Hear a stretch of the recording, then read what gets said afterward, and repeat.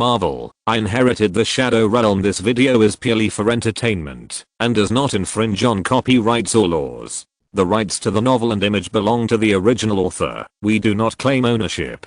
Don't like waiting and want to listen to this fanfic in full now? Subscribe to our Patreon, where you'll find the best fanfics.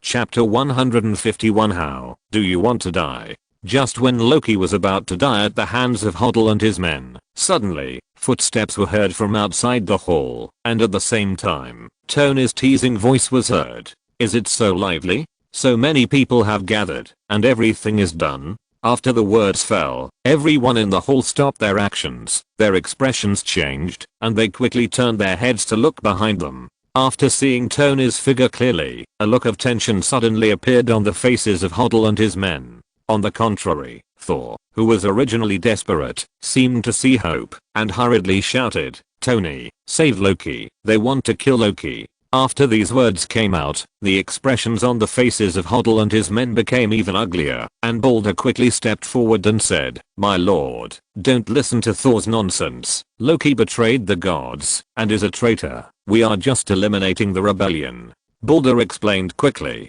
fearing that if he was a step slower, Tony would take action. They had seen Tony's strength before. Even if they were tied together, they were not strong enough to fight Tony. They did not want to arouse Tony's hostility. Tony did not make any moves when listening to Balder's words. He just raised the corners of his mouth and revealed a vague smile. "Loki is a traitor? How do I remember that? He seems to be my man. My man betrayed me. How could I not know?" Tony asked slowly, and Balder was instantly stunned by the question.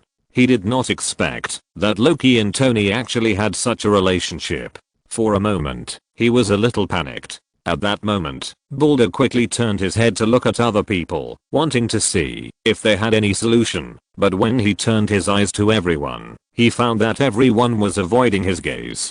Seeing this, Balder's heart suddenly sank, and a bad premonition rose in his heart. At that moment, he showed a smile that was uglier than crying, and looked at Tony and said, "Sir, if I say that all this is just a misunderstanding, do you believe it?" He was so eager to survive that he said it with a dry mouth. He didn't even believe it himself, but there was no way. Tony's appearance reversed the situation instantly, and he could only think of a way to save himself. However, just when he had given up hope, he saw Tony nodded directly and said as a matter of course, "Believe it, why not?" After the words fell, Balder was stunned, and so were the others. However, Tony didn't seem to have the intention to pursue it further, which was undoubtedly a good thing for them. At that moment, Balder quickly smiled and said, "Sir, your wisdom is comparable to that of the God King, and your mind is comparable to the endless ocean. Praise you, sir. Since the misunderstanding has been resolved, can I leave now?" Balder flattered him and said carefully. He deliberately didn't mention Hoddle and the others. These guys just wanted to push him out to take the blame, so he naturally wouldn't plead for them now. Hearing this, Tony nodded and said generously, "Okay, your feet are on your body. Go wherever you want. It's none of my business." "Thank you, sir," Balder said with a face full of surprise, and couldn't wait to leave here.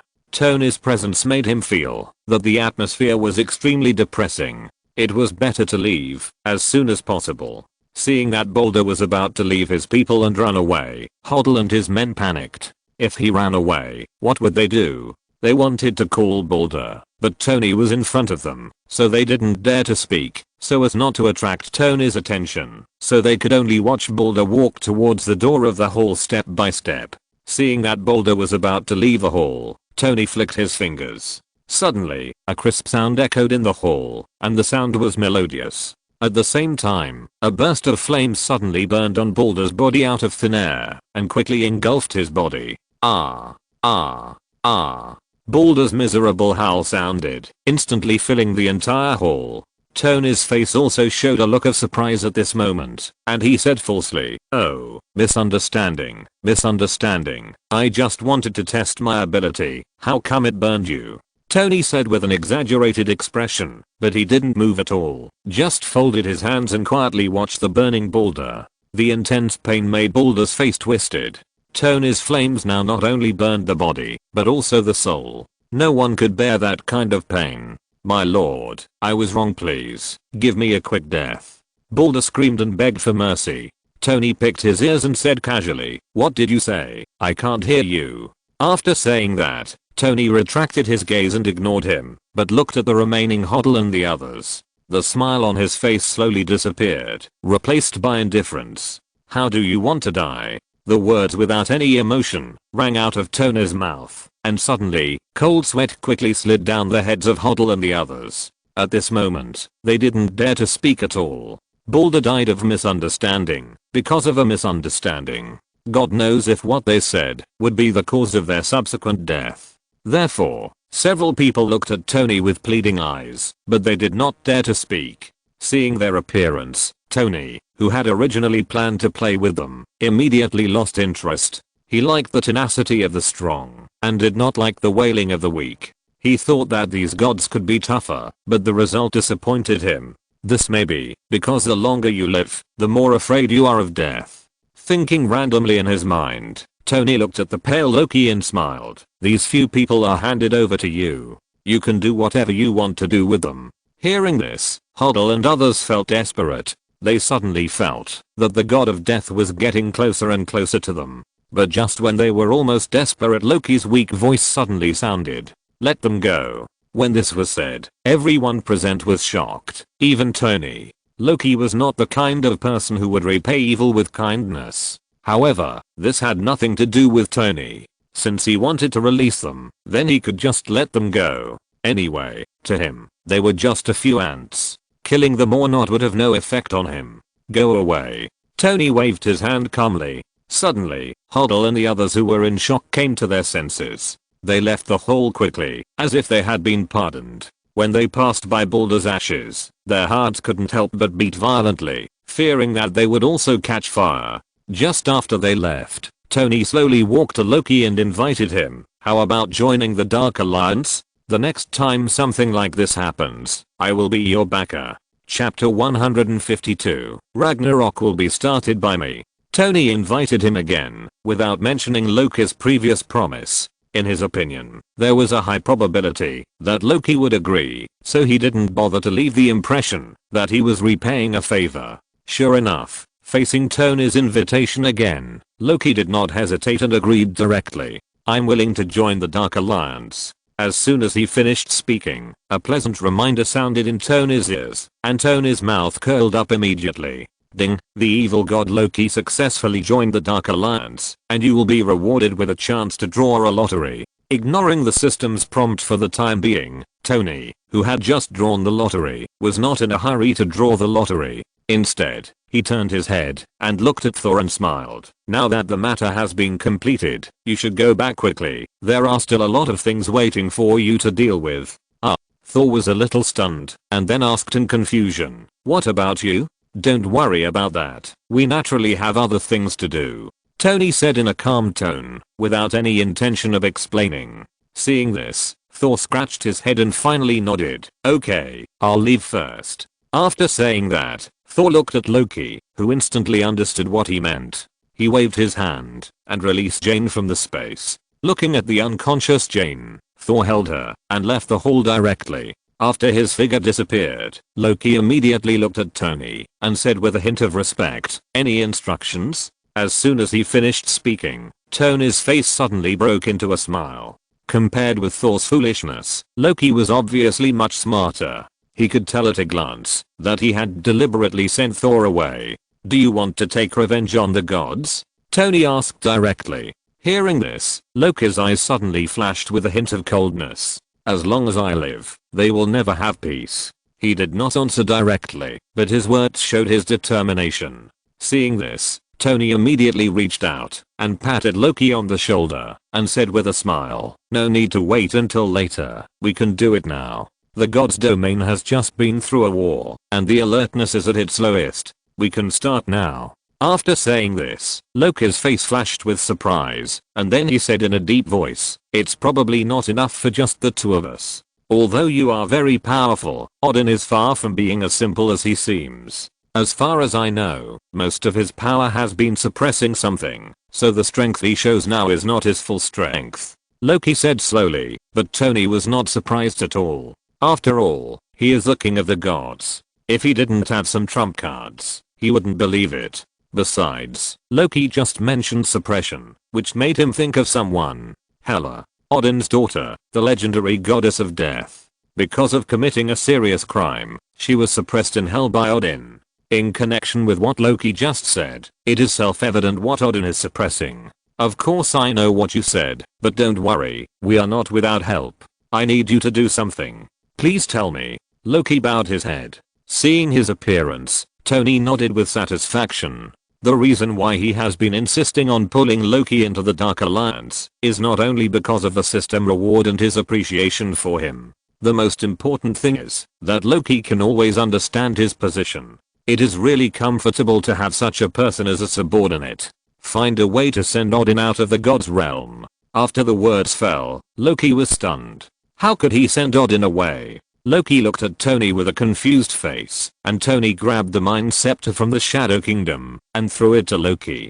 Use this, you will find a way. After saying that, Tony turned and walked out of the hall, leaving the dazed Loki standing there. Leaving the spaceship, Tony took a step forward, and his figure disappeared instantly. When he appeared again, he had arrived in Asgard. Standing in the sky, looking down at the entire Asgard, Tony's eyes kept flashing. After a long time, the light in his eyes disappeared, and Tony reached out and took out the Reality Stone. Tony had never paid much attention to the 6 Infinity Stones before. With the support of the system, he had a low demand for these things. So, even if he collected the Space Stone and the Mind Stone, he threw them to Loki casually. However, after seeing the power of the Reality Stone, he admitted that he was moved. The power of saying what comes true still made Tony very eager. When he killed Malekith, he captured part of his memory in his mind, and knew that the Reality Stone could also be improved by devouring the 9 realms.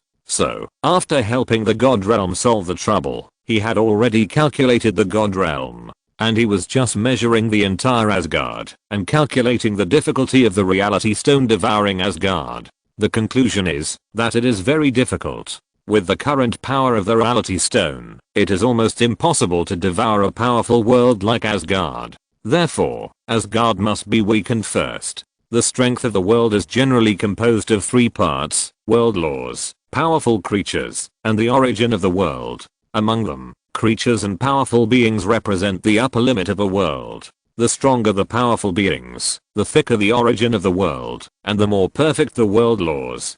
Generally speaking, the world and creatures are interdependent. Therefore, if you want to weaken Asgard, you must kill a large number of powerful beings. Only in this way can the Reality Gem have a chance to devour Asgard. Suppressing the thoughts in his mind, Tony looked at the Asgard hanging in the sky, muttering to himself, "The glory of the gods has passed, and I will start the twilight of the gods." After speaking, Tony took a step towards the Asgard and disappeared in an instant.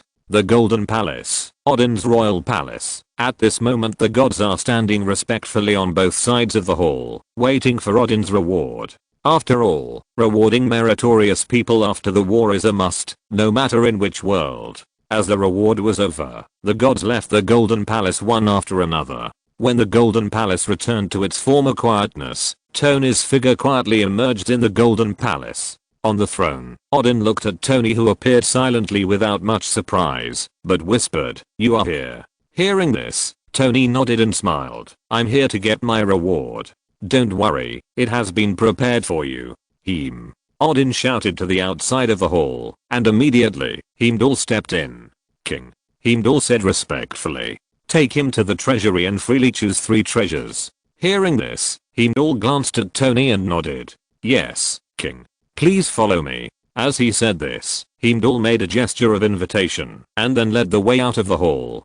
Tony did not stop and followed with a smile on his face. Chapter 153, Infinity Gauntlet and Eternal Holy Grail. Leaving the hall, Tony, led by Heimdall, soon arrived at the door of the Asgard treasury. A heavy stone door stood in front of Tony. 2 Asgard guards in armor stood on both sides of the door with guns, looking cold. Even when they saw Heimdall, the faces of the 2 Asgard guards did not change at all. They even crossed their spears in midair and blocked Tony and the others. The treasury is a restricted area. No trespassing is allowed.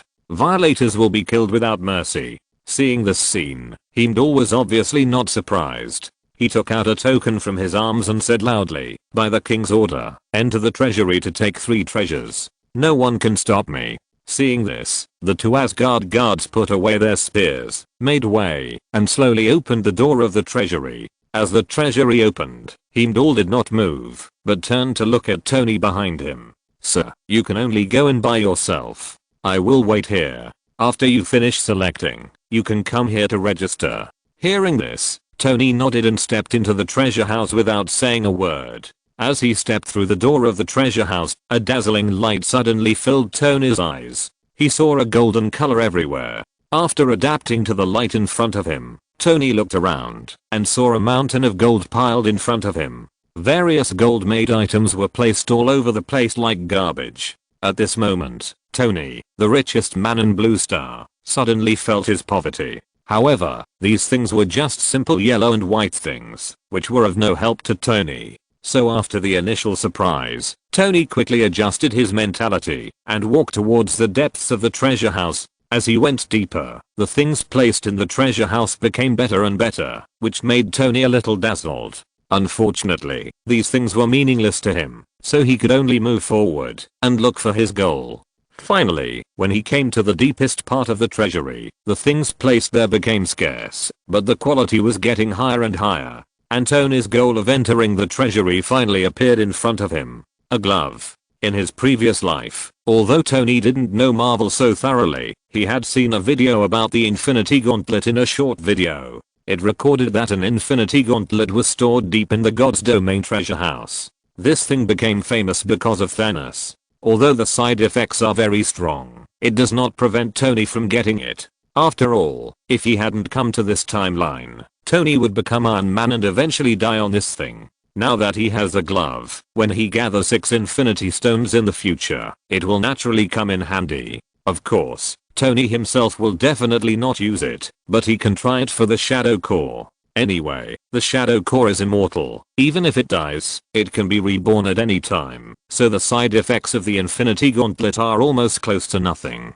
The only thing that makes Tony uncertain is whether the Shadow Core can bear the power of the Infinity Gauntlet. While thinking quickly in his mind, Tony's hands did not slow down at all, and he directly put away the Infinity Gauntlet. As for the other 2 places, Tony did not waste them, and randomly picked 2 treasures that looked pretty good. A golden spear and a cup of the Holy Grail of Eternity. Needless to say, the golden spear is the main attack, and its lethality is okay. Although it is not as good as the Spear of Eternity, it is still no problem for Tony to pierce an asteroid with one shot when he hits it with all his strength. As for the Holy Grail of Eternity, it is a bit interesting. When filled with clean water, it can be turned into eternal holy water, which can make the drinker live for hundreds of years. However, the side effect of this thing is also obvious, that is, it must be drunk continuously, otherwise the lifespan will be exhausted and die instantly. And this thing has a limitation, that is, it is only effective for ordinary people. For the strong, it is completely useless, tasteless to eat, and a pity to throw it away. After selecting all the treasures, Tony did not stay any longer and turned to leave the treasure house. When he stepped out of the door of the treasure house, the 2 heavy stone doors closed instantly, and Tony also ended his trip to the treasure house after registering the 3 selected items. Just as Tony finished his trip to the treasury, on the other side, in the Golden Palace of Asgard, Loki, who had returned from the spaceship, walked into the hall step by step. On the throne, Odin, who had originally closed his eyes, opened his eyes instantly and looked at Loki, who walked into the hall with a flash of surprise in his eyes. Loki rarely came to see him without being summoned, and it was even rarer for him to take the initiative to walk in like today. At that moment, Odin's voice slowly sounded, "What's the matter?" After the words fell, Loki did not speak, but just looked at Odin with a complicated look, with an inexplicable look in his eyes. After a long time, Loki's low voice slowly sounded, "Father, how long have we not had a good chat?" Hearing this, Odin was stunned for a moment, and subconsciously thought in his mind, 10 years or 100 years. Before he could come up with an answer, Loki, who was standing in the hall, suddenly raised the scepter of mind. A fantasy that was real enough to be indistinguishable from the real suddenly enveloped the entire hall. Sensing the fluctuation of divine power, Odin instantly came back to his senses and looked down, only to see Loki still standing in the hall with a depressed face. That was an expression Odin had never seen before, and for a moment he couldn't help but feel a little guilty as a father. And this also made him ignore the fluctuation of divine power just now. In fact, what appeared in front of him at this moment was completely an illusion created by Loki. Loki was a genius in illusion, and his illusion had reached the pinnacle. Now with the blessing of the Mind Stone, it was even more terrifying. Whether it was true or false, it was all up to Loki's mind. In addition, most of Odin's power was used to suppress Hela, and he was injured by Tony before. Now Odin can be said to be the weakest in history. So even as the king of gods, he could hardly notice it for a while. In the illusion space, Loki told his grievances and unwillingness bit by bit, and in the real space, Loki desperately pushed the Mind Scepter. Sweat beads had covered his forehead without him knowing when, and the huge consumption of divine power made him feel particularly exhausted. However, he did not dare to stop, because once he stopped, Odin, who had finally fallen into the illusion, would wake up instantly, and then all his efforts would be in vain. Time passed little by little, and Loki's face gradually turned pale.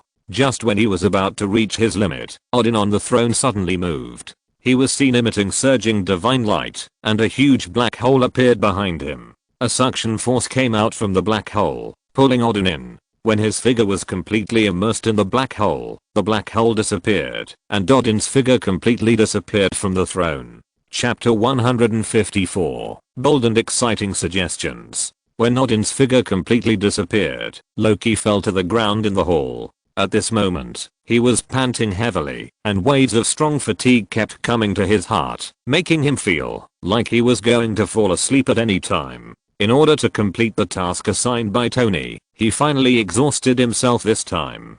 Fortunately, the final result was gratifying. He successfully completed the task and sent Odin out of the god's domain. Such a thing sounds a bit like a fantasy, but in fact it is true. As the king of the god's domain is Odin's home. Without his permission, no one can expel him from the god's domain. This is the authority of the king of the gods. So in order to complete the task, Loki can only find another shortcut and let Odin take the initiative to exile him. That's why he put on a very depressed attitude at the beginning, just to evoke the fatherly love in Odin's heart and relax his vigilance. In addition, he guided him secretly, and this was barely successful. Well done. Suddenly, a voice sounded behind him, and Loki's soul was instantly scared. He turned his head suddenly, and breathed a sigh of relief when he saw Tony's figure. "Why are you here?" Loki asked in confusion. Hearing this, Tony immediately smiled and explained. "I felt your breath, and guessed that you might have taken action, so I came to see you.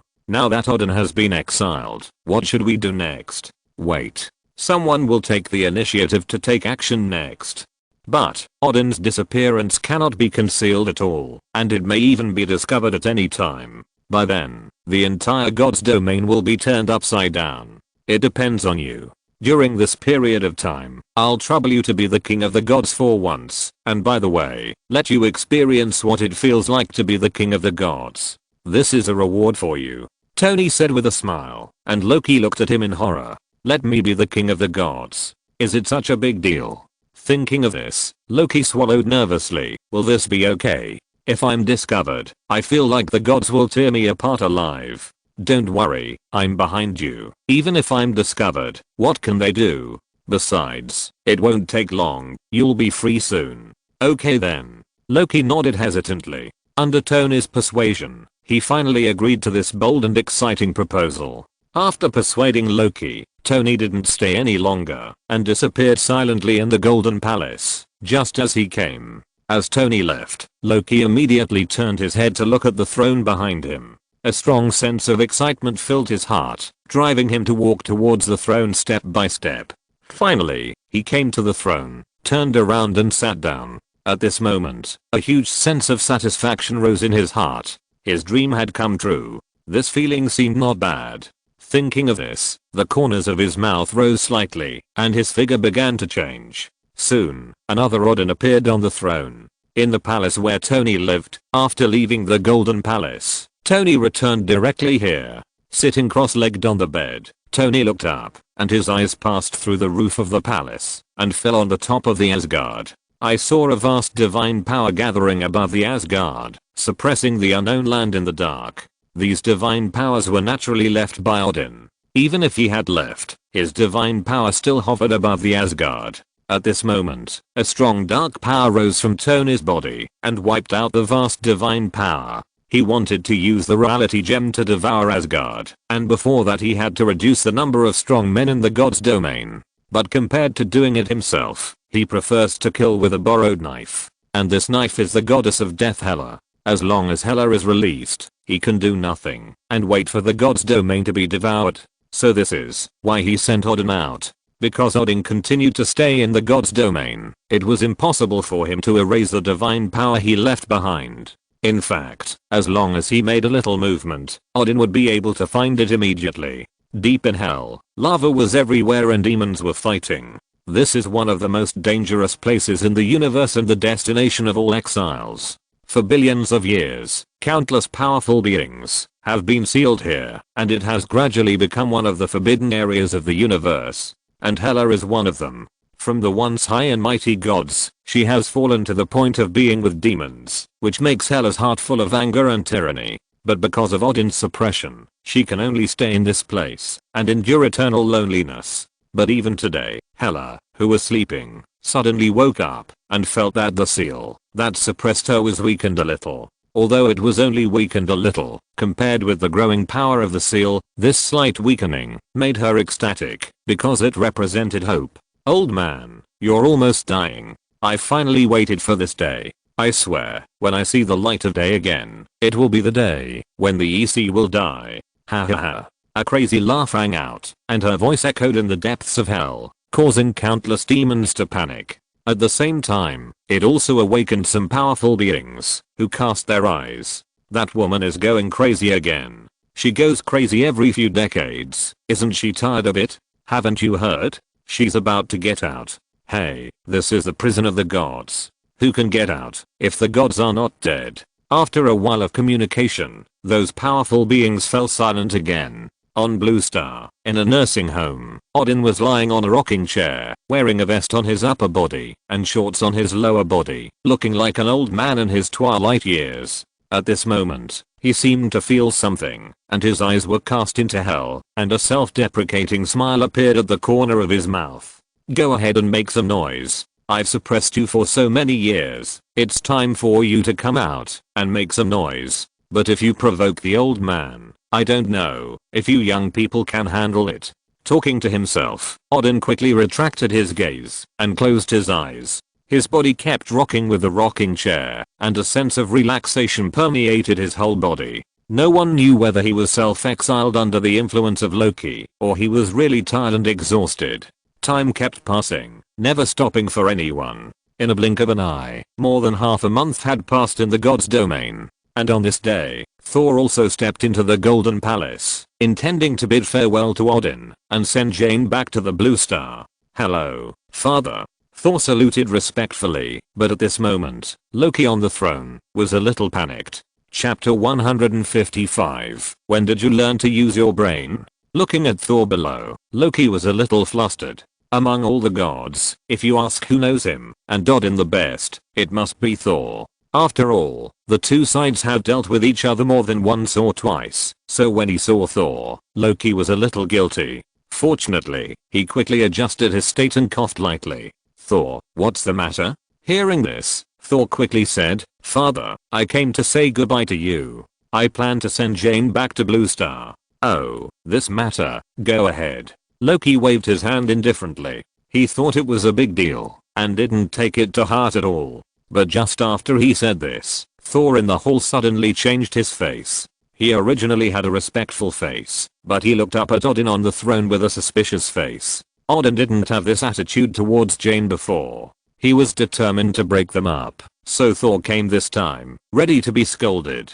But now Odin actually agreed directly, and asked him to leave quickly. This sudden change made him feel particularly unreal. Seeing that the hall suddenly became quiet, Loki, who originally wanted to send Thor away quickly, suddenly felt a pang in his heart. He looked down at Thor, who was full of suspicion and cursed in his heart, saying that he was in trouble. Then he pretended to be calm and said, "What's wrong? Is there anything else?" "No, it's just that, Father, I have something else to ask for your help." Thor clasped his fists respectfully. Loki's mouth twitched. Although he didn't know what Thor was going to do, his intuition told him that it was better not to agree and send this guy away quickly. Thinking this in his heart, Loki did the same. He coughed lightly and said, "I don't have time. You can find someone else. If you have nothing to do, leave quickly," Loki urged. But the more this happened, the more Thor didn't want to leave. He already felt that the Odin in front of him was a little strange. "My hammer seems to have a problem in the previous battle, so please help me check it, Father." As he said that, Thor's hammer suddenly appeared in his hand. As Thor kept throwing the hammer in his hand up and down, Loki's eyelids jumped on the throne. "What do you want to do?" Loki said, and Thor's mouth suddenly curled up a smile. "Nothing, just want to see if Father can resist my hammer." After saying that, Thor instantly smashed the hammer in his hand towards Loki. A sound of breaking air sounded, and Loki's face changed. "Damn it." Then his figure moved and quickly disappeared from the throne. When he appeared again, he was already standing in the hall. Bang! Holding the hammer that flew back in one hand, Thor looked at Odin with an unsightly face and said in a low voice, "Loki, what are you doing?" Hearing this, Loki, who was still in the appearance of Odin, helplessly spread his hands, and then his figure changed to reveal his true form. Looking at this scene, even though Thor had guessed his identity before, there was still a flash of shock in Thor's eyes, shocked at his audacity to pretend to be the king of the gods. Ahem. He coughed lightly. Looking at Thor, who was staring at him, Loki explained helplessly, "Don't get excited. Do you believe me if I say this is a misunderstanding?" Loki said perfunctorily, but Thor ignored his perfunctory. Now he just wanted to know where Odin went. "Where is Father?" "Should be on Blue Star," Loki said uncertainly. The place where he guided Odin to self-exile was Blue Star, but he didn't know whether it worked or not. "Was it Tony's idea for you to pretend to be Father?" Thor continued to ask. Loki's face changed, and he waved his hands quickly. "I didn't. Don't talk nonsense." He denied it again and again, but at this moment Thor seemed to have evolved from the former Iron Fool to Sherlock Holmes, and ignored his denial at all, and continued to analyze. "What on earth does this guy want to do? He actually sent my father away and asked you to impersonate him. So, he should not have finished what he wanted to do, otherwise he would not have asked you to impersonate him to stabilize the situation. I'll go find him now." Thor analyzed to himself, which made Loki look headache. He didn't say anything. This guy just imagined Tony in his mind. It was just nonsense. He thought silently in his heart, but Loki naturally couldn't let Thor go to find Tony. He immediately flashed in front of him. "You can't go there with me here. Take Jane away quickly. This is not something you can participate in." Hearing this, Thor naturally couldn't give up. However, he didn't force his way in. He just smiled and said, "Are you sure you want to fight me here? There are all Asgardian guards outside, and Heimdall is also here. If we fight, are you sure you can keep it a secret?" As soon as these words came out, Loki's sore spot was immediately grasped, and the expression on his face couldn't help but look a little ugly. For a moment, he was in a dilemma, neither advancing nor retreating. Seeing his appearance, Thor had no time to continue to argue with him. He just wanted to figure out what Tony was going to do. Although Tony had helped him before, he would not forget what kind of person Tony was. If he didn't care, the whole Asgard might be demolished by Tony. So Thor walked past Loki and walked towards the palace where Tony lived. Seeing this, Loki had no choice but to follow him. However, in order to hide his identity, he deliberately hid his figure and did not expose himself to the guards of Asgard. Soon, Thor came to the palace where Tony was. Without any hesitation, Thor knocked on the palace door. "Enter." Tony's voice came from the palace. Thor pushed the door open and Loki followed closely. Tony, who was erasing Odin's seal, slowly opened his eyes, looked at the angry Thor and the helpless Loki, and immediately raised his eyebrows. Although he didn't see what happened in the Golden Palace, Tony reacted instantly by looking at the state of the two of them. Loki was exposed by Thor. At that moment, Tony raised his eyebrows slightly, and a smile appeared on the corner of his mouth. He said, "You found out so quickly, Thor. When did you learn to use your brain?" After speaking, Thor's face darkened. This made him look like a fool. He has always used his brain, okay? He thought a little unconvinced, but Thor was not here to discuss this issue with Tony, so he went straight to the point. "Tony, what do you want to do? Or, if you want something, you can tell me, and with your contribution, I can help you get it," Thor said sincerely. Although they were opponents before, he was still grateful for Tony's help this time. If you're listening to this novel on a channel other than Fanfic World, it means they downloaded and uploaded it without effort. We cordially invite you to visit our channel, Mundo Fanfic Novelos. There you'll find the original version of this story and you can explore many other novels of various genres. We're waiting for you to immerse yourself in a world of incredible novels. Chapter 156, Fury's Hope. Seeing Thor's serious expression, Tony smiled and shook his head. "You can't give me what I want, so I have to get it myself." "How is that possible?" "No matter what you want, as long as you tell me, I will definitely get it for you," Thor continued. He knew Tony's strength very well, and with Tony's previous help, he didn't want to conflict with Tony. "Really? Then I want the whole Asgard," Tony said slowly. Hearing this, Thor's face froze, and his tone suddenly became a little dry, saying, "The whole Asgard? What do you mean?" "It means literally, so you can't give it to me. Take Jane with you, leave Asgard, and don't get involved in this matter. This is my last advice to you." "No, you can't do this," Thor roared. Just as he was about to continue speaking, Tony's telekinesis acted directly on him, lifting him up from the ground. "For Loki's sake, I won't kill you, but don't challenge my patience.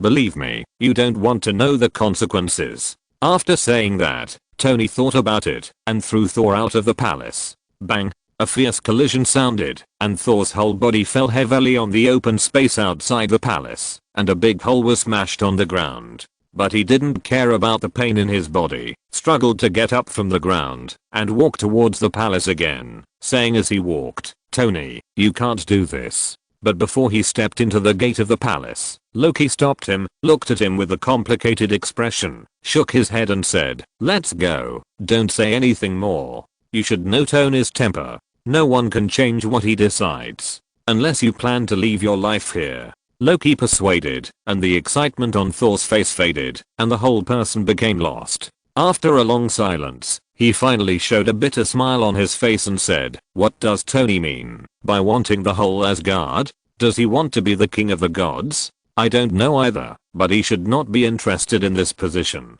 Loki said calmly. "Then he wants to destroy the whole Asgard, right?" Thor roared instantly, and this time, Loki was silent and did not answer. Seeing this, Thor confirmed what he was thinking, and the whole person became more silent, and then turned around and left without saying a word. It's not that he gave up, but that he knew that he couldn't stop Tony by himself, so he needed help. Of course, he didn't seek help from the gods. After all, with Tony's strength, even if the gods joined forces, they might not be his opponent. Therefore, to stop Tony, he must find Odin, and only Odin can stop things from happening.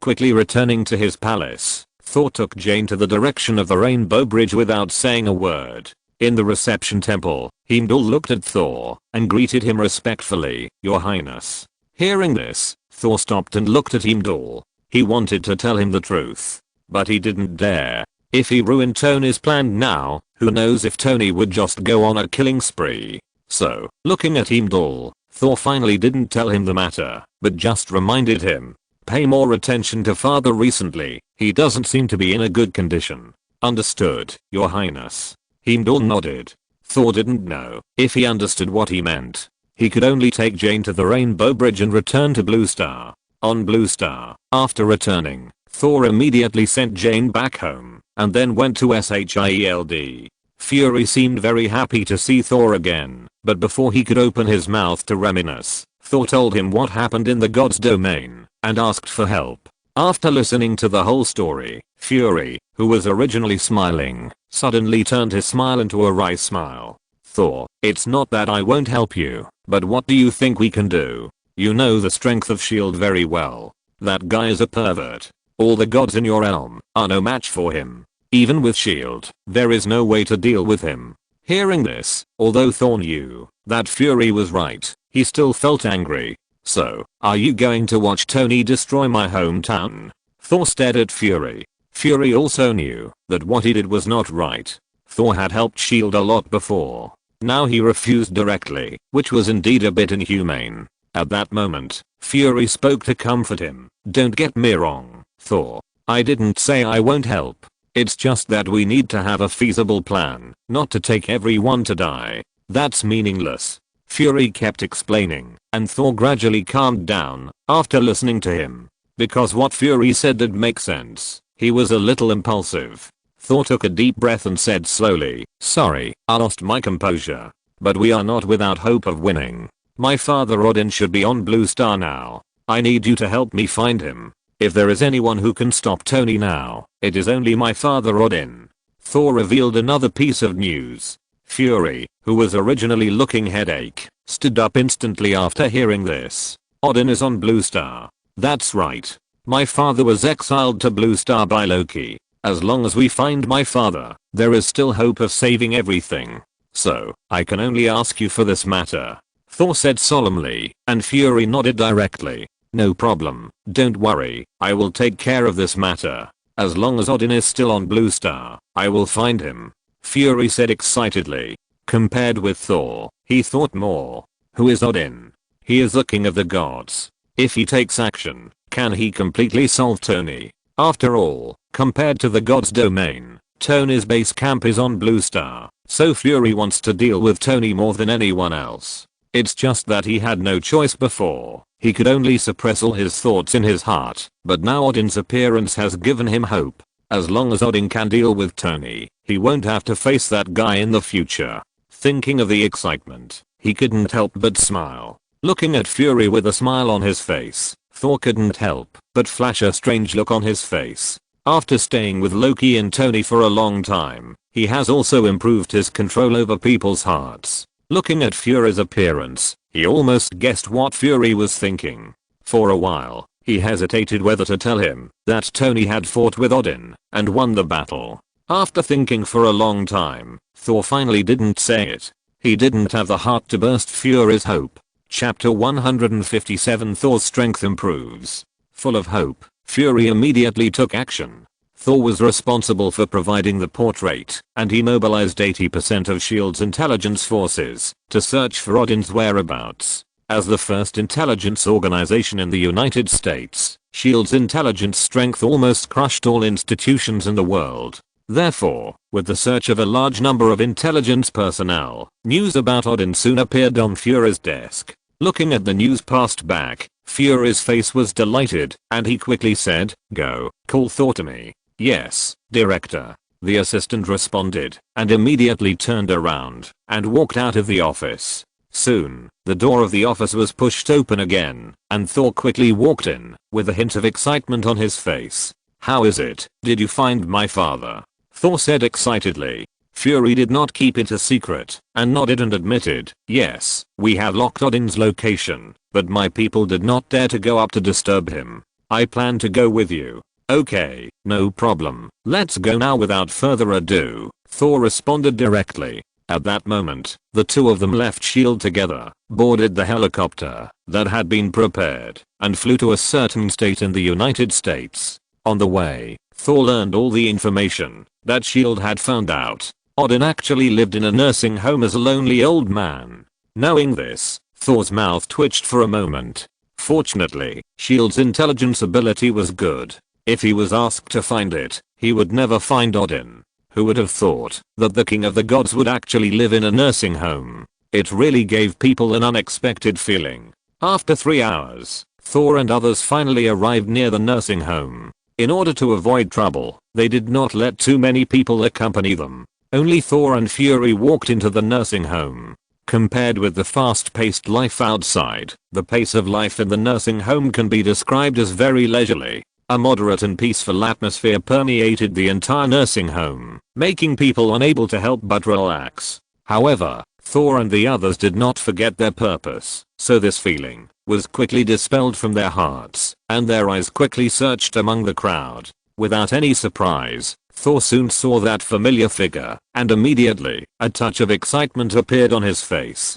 "Father!" Thor called out. Not far away, Odin, who was lying on a rocking chair and fanning himself with a cat tail leaf fan, suddenly opened his eyes and looked back. When he saw Thor, a smile also appeared on his face. "Thor, why are you here?" Odin greeted with a smile, and Thor walked up quickly with fury. Seeing Odin's lonely old man, Thor's nose was sore, and he resisted the urge to cry and said, "Father, I'm here to take you back."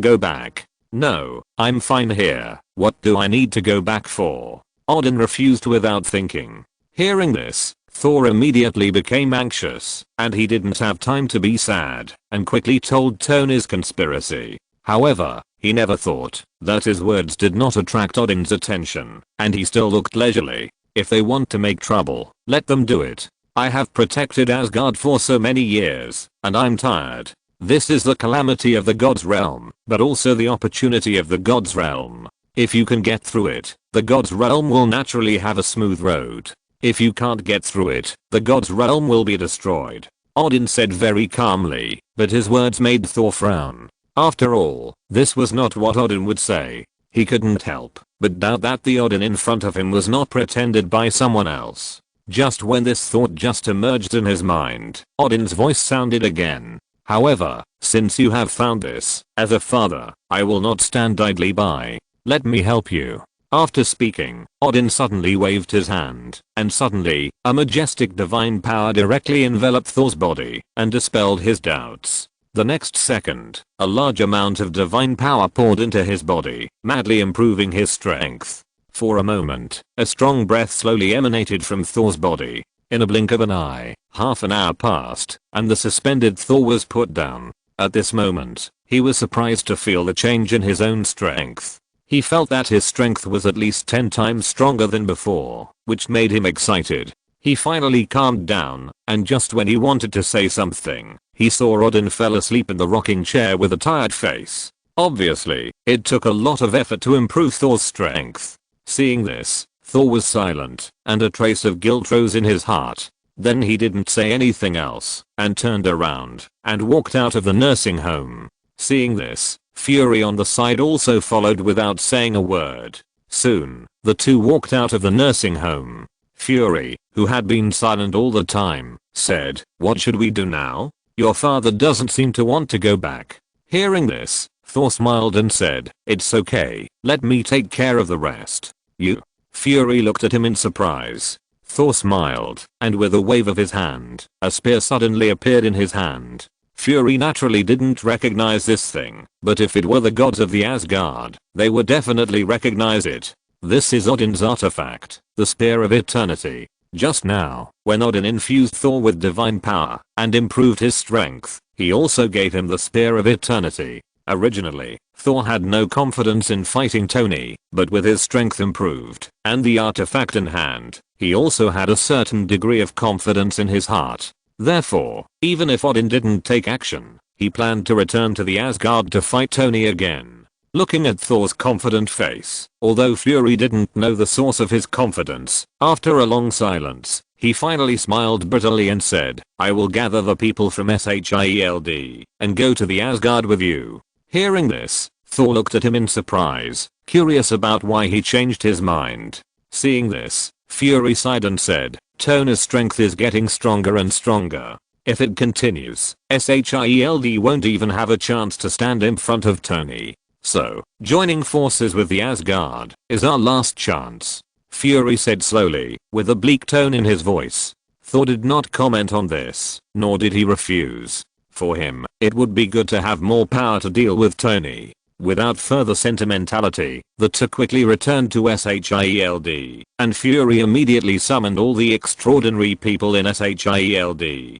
The Hulk, the Fantastic Trio, and the Captain. They will follow Thor to the God's Domain to fight Tony. No one refused Fury's arrangement, and soon, under the leadership of Thor, the group set out on the road to the God's Domain. Chapter 158, The God's Pursuit. In the Asgard of the gods, after many days, the seal left by Odin has become weaker and weaker. Now, only a thin layer is left, which may be completely broken at any time. Looking at his masterpiece, Tony raised a smile and worked harder. If nothing unexpected happens, the seal will be broken in 1 or 2 days. While Tony was devoted to the seal, Loki outside was also in great trouble. In the Golden Palace, Heimdall looked at Loki pretending to be Odin with a serious face and shouted angrily, "Who are you? How dare you pretend to be the God King?" Hearing this, Loki was shocked, but he didn't panic on the surface.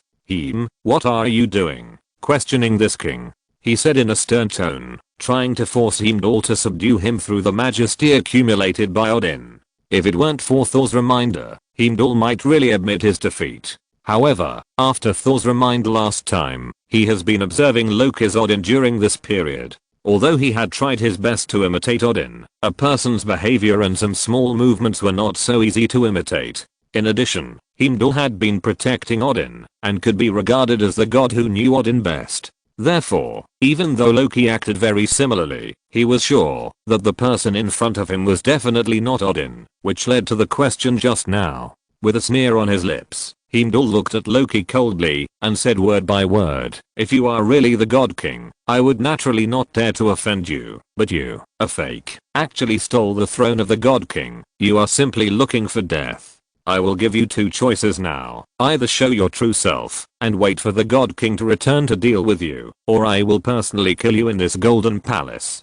Heimdall said righteously, and Loki's face suddenly became ugly. Looking at Heimdall's appearance, he knew that he was exposed, otherwise this guy would never dare to speak to him in this tone. And now, the question is, what should he do? Although he was confident that Heimdall was not his opponent, it would take him a long time to take down Heimdall. Once he made a move, the gods would definitely feel it, and then he would not be able to pretend anymore. In addition to his previous reputation, the gods would definitely not let him go. If everyone attacked together, his life would be in jeopardy. Thinking silently in his heart, Loki kept thinking about the solution.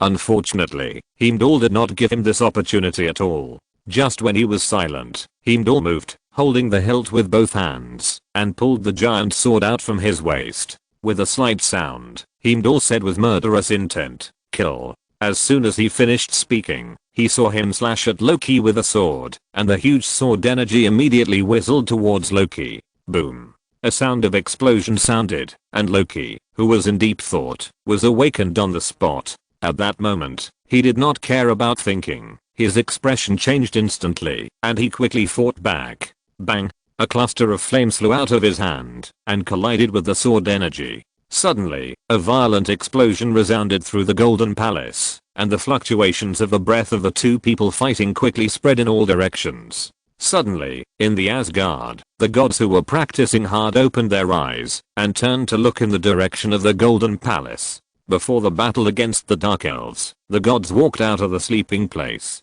Although the matter is over now, the gods still did not return to their respective territories, but digested the gains of that battle in the Asgard. Therefore, unlike the emptiness of the past, the current Asgard is occupied by many gods. Feeling the fight coming from the Golden Palace, the gods walked out of the palace and rushed to the Golden Palace. With their strength, it didn't take too long, and they soon came to the outside of the Golden Palace. At this moment, the scene in the Golden Palace also appeared in front of them. I saw Heimdall was actually fighting with Odin. Seeing this scene, the gods were suddenly shocked and looked at Heimdall with surprise. With the arrival of the gods, the 2 people fighting in the Golden Palace also noticed it. At that moment, Odin, the incarnation of Loki, quickly said, "Heimdall betrayed the god realm. Gods, listen to my orders. Follow me to kill the rebels." Loki gave the order directly. After hearing this, many of the gods who were watching became restless. At present, Odin, played by Loki, is their king, so they naturally have to obey orders. But before the gods could make a move, Heimdall's voice also rang out.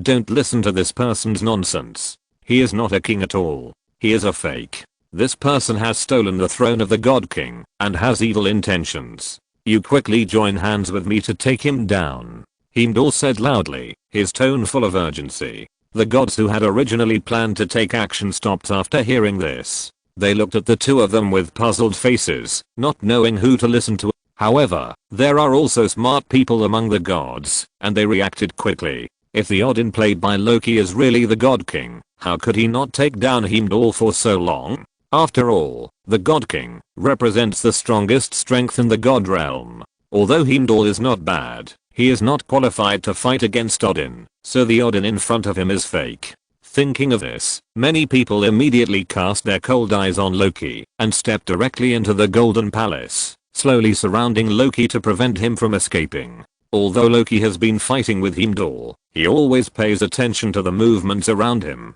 Seeing the actions of the gods, Loki knew that he could no longer hide it, and even if he didn't leave, his life would be explained here. At the moment, while the gods had not yet completed the encirclement, Loki suddenly broke out and shocked Heimdall out.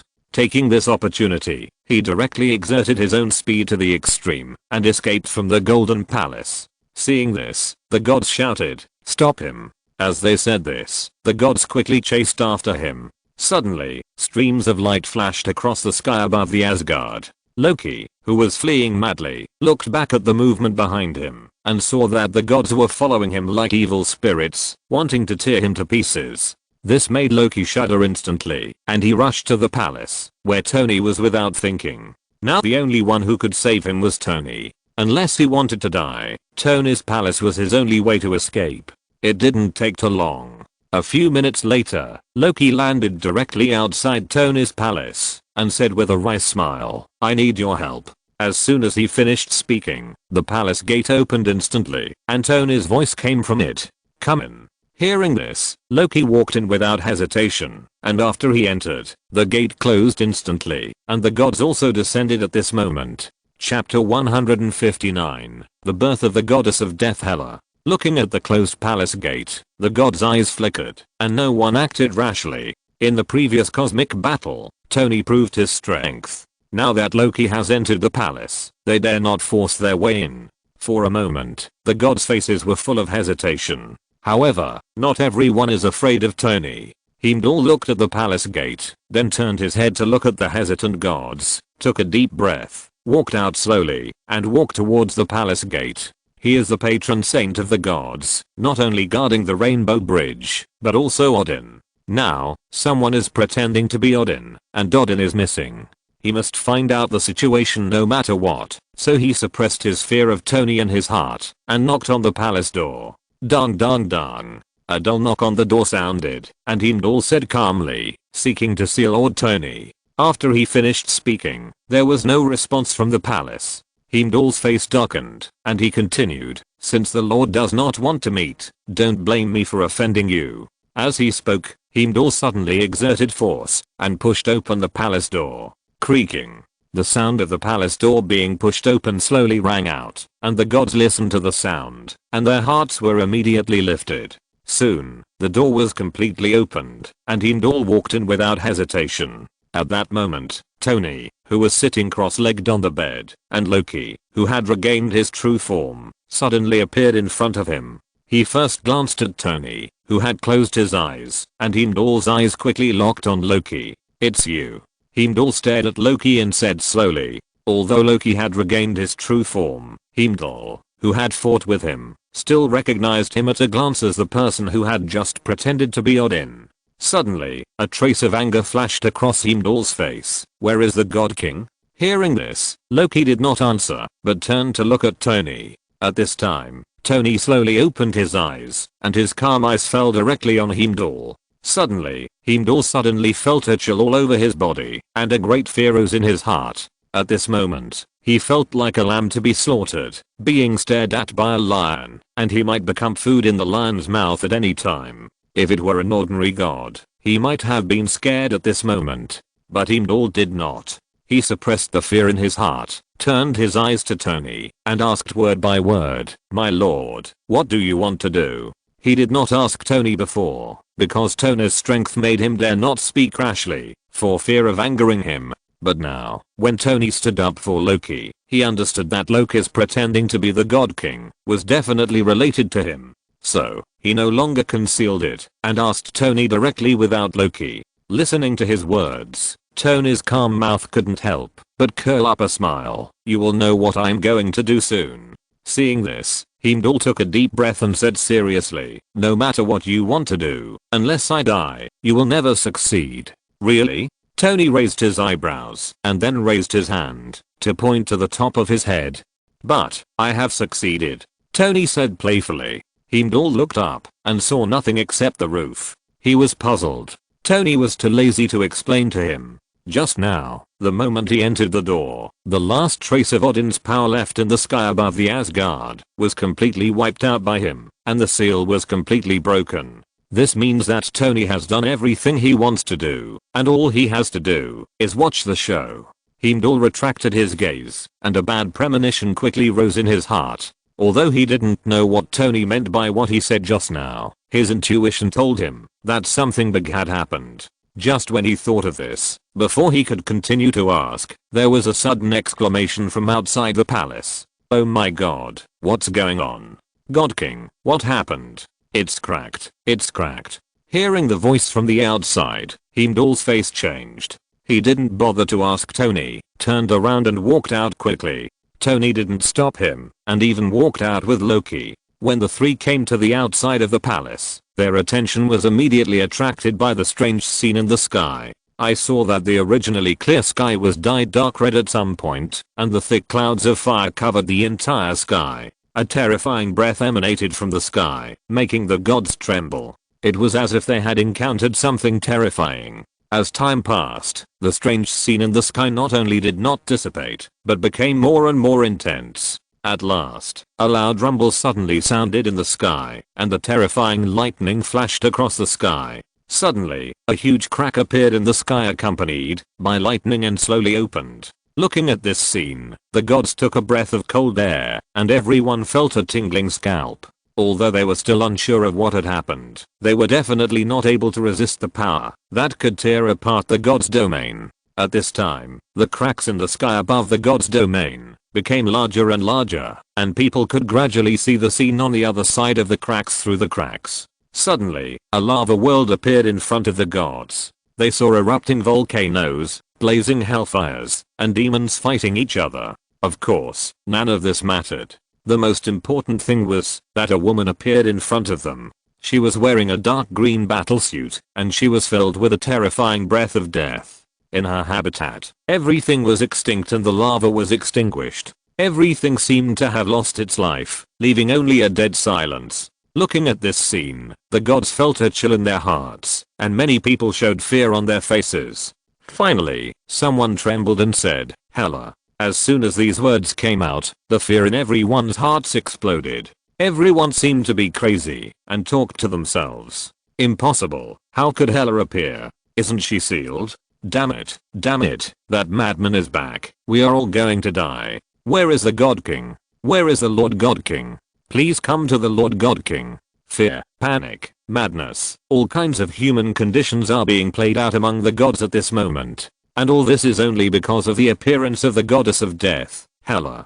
Just as the gods were gradually going crazy, Hela gradually woke up on the other side of the crack. Suddenly, the breath of death on her body began to surge rapidly, and even rushed into the realm of the gods through the crack. With the influx of the breath of death, the trees washed by the breath of death suddenly lost their vitality, and died at a speed visible to the naked eye. The guards guarding the Asgard seemed to have been deprived of their lifespan at this moment. Their skin quickly became old, and the whole person quickly declined. This is the horror of Hela.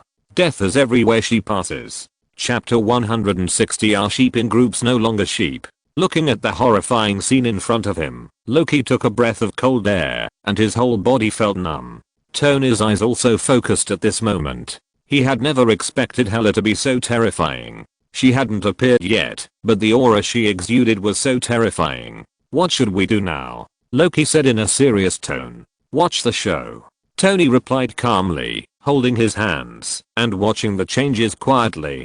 Although Hela was released by him, what happened next was not his business. So, it's best to do nothing now. At this time, deep in hell, Hela, who was sleeping, completely woke up. Suddenly, the aura of death around her began to surge at a speed 10 times faster. The terrifying divine light emanated from her eyes and instantly pierced through the void. She looked up at the crack in the sky above her head, and a crazy smile suddenly appeared on her face. Then a voice full of evil slowly sounded. Has the seal finally broken? Odin, I'm back. Waves of echoes echoed over the Asgard and quickly spread throughout the Asgard. The gods' faces changed when they heard this. Heimdall instantly recovered from his shock and shouted loudly, reinforce the seal and seal the crack. After saying that, he didn't wait for the reaction of others. Heimdall quickly burst out his divine power and rushed straight into the sky, wanting to seal Hela back again, before she was completely out of trouble. His action also reminded the gods around him. At that moment, the gods came back to their senses and quickly burst out their divine power to reinforce the seal. Suddenly, the cracks in the sky that had been constantly breaking suddenly shrank at a speed visible to the naked eye. Obviously, the reinforcement of the gods worked. But Hela finally waited for the opportunity to break the seal. How could she give up so easily? At that moment, a sharp roar came out of her mouth, and the breath of death permeating her body surged wildly again. At the same time, the death power in her body was like free, venting out crazily, and attacking the seal crazily. Boom, boom, boom. A dull roar echoed over the Asgard, and each roar seemed to step on the hearts of the gods, making the gods feel heavy in their chests, and feel uncomfortable, and want to vomit blood. But the more this happened, the more the gods dared not relax. They knew very well the horror of Hela. Once Hela was born, all of them would suffer. So, even if they felt uncomfortable, and wanted to vomit blood, the gods still gritted their teeth and persisted. Seeing that the two sides were deadlocked, Loki, who was watching the show, couldn't help but ask, should we help her? Otherwise, she may not be able to escape. Loki made his own suggestion, and Tony shook his head without hesitation, and then said in a cold tone, I have helped her remove Odin's seal. If she can't even deal with these guys, what can she do? Even if she comes out, she is just a waste. This made Loki speechless. This is not just one or two creatures. The gods together are almost over 100.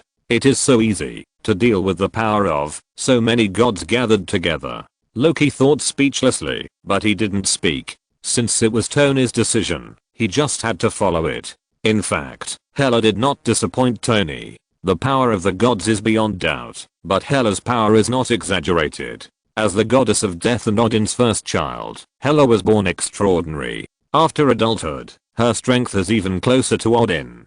Now that so many years have passed, Odin has gradually aged, and his strength has declined, but Hela has crossed the growth period and completely entered the peak. If Odin hadn't used his own power as a guide, to gather the power of the entire Asgard to seal her, Hela would have escaped thousands of years ago. Now, Odin's seal has been broken, and he has lost the power of the entire Asgard. If he wants to seal Hela back, even if Odin is present, he can't do it, let alone a group of gods who can't even compare to Odin. Although there are many of them, as the saying goes, sheep travel in groups, and beasts travel alone. Are flocks of sheep no longer sheep?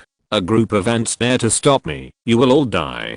Hela's sharp voice came from the crack, and echoed throughout the fairy palace. The next second, a tidal wave of power burst out from Hela in an instant. Suddenly, the gods who had already reached their limits could no longer withstand the impact of the power of death, and they vomited blood and flew backwards. This scene directly caused a chain reaction. Suddenly, all the gods who reinforced the seal vomited blood and flew backwards, and the seal was completely broken. The crack that had healed by 1/3 was torn again, and this time the crack in the sky became larger. At the same time, Hela's figure became clearly visible. Hela, with a sneer on her face, walked out step by step from the depths of hell, exuding a terrifying breath of death all over her body. Finally, she stepped out of hell, and fell into the realm of gods. Boom. As Hela completely stepped into the realm of gods, a terrifying momentum suddenly emanated without hindrance.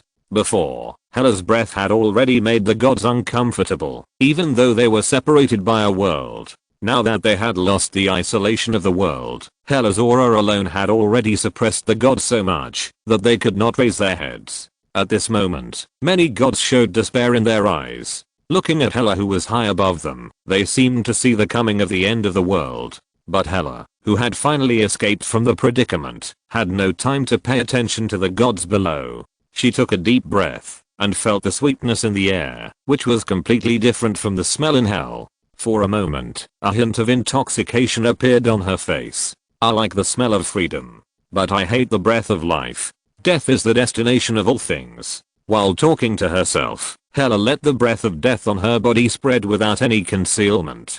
In a short moment, the floating continent where the fairy palace was located was shrouded in a strong breath of death. Suddenly, on the floating continent, all things began to wither, and life continued to pass away. Even the gods who were high above could feel that they were constantly declining at this moment. With the invasion of the breath of death, they seemed to have reached the end of their lives ahead of time, and the deadline began to approach. Feeling this scene, the gods were completely terrified.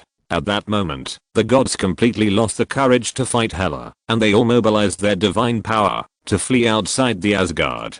Streams of light cut through the sky, and the terrified gods pushed their speed to the extreme, just wanting to escape from the Asgard shrouded in the breath of death. Heimdall looked at this scene with a dull look, and 2 lines of blood and tears flowed from his eyes. He knew that Asgard was finished.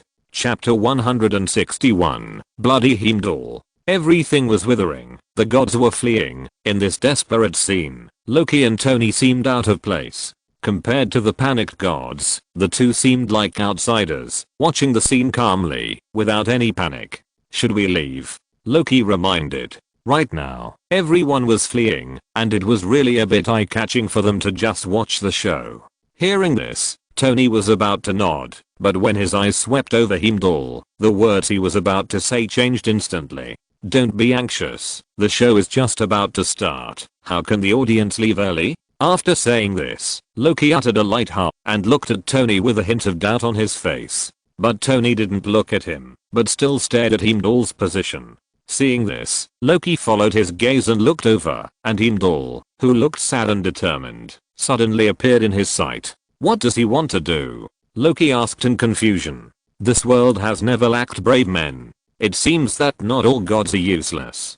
Tony said lightly, and Loki reacted immediately. Sure enough, the next second, the grief-stricken Heimdall suddenly raised his head and shouted, Hela, go back to your hell. After the words fell, Heimdall's figure soared directly into the sky, holding a huge sword with a fearless face, and slashing at Hela. A sword energy cut through the sky, and released a dazzling light under the blessing of divine power. This scene not only stunned Hela for a moment, but also made the fleeing gods look back subconsciously. The next second, the sword light was approaching, and the stunned Hela suddenly came back to her senses, with a cold smile on her lips, and she pointed out calmly. The power of death gathered at his fingertips, and collided with the sword light. The seemingly indestructible sword light was directly shattered under Hela's finger, and then Hela's finger continued to move and fell on Heimdall's chest. Boom. With a roar, Heimdall flew back at a faster speed than before, and hit the ground heavily, creating a huge hole in the ground. At this time, Hela's indifferent voice also sounded slowly. Your courage is commendable. After saying that, Hela's face showed a hint of smile, full of unspeakable ridicule. The gods who had turned back to watch ran faster after seeing this scene. At this moment, Hela's figure flashed and appeared in front of Heimdall. Before Heimdall could make any move, Hela's right hand had already landed on his head, looking like a mother comforting her child. But when Heimdall saw this scene, despair appeared on his face. The next second, his life breath quickly began to dissipate, and Heimdall's soul was directly pulled out by Hela, and then her mouth slightly opened, swallowing Heimdall's soul in one mouthful. This is Hela's most basic ability as the goddess of death, controlling life and death. She can easily extract the souls of any Asgardian god she touches. After doing all this, Hela smiled with satisfaction, and then she stopped looking at the corpse on the ground, and turned to look at the 2 spectators left at the scene, Tony and Loki.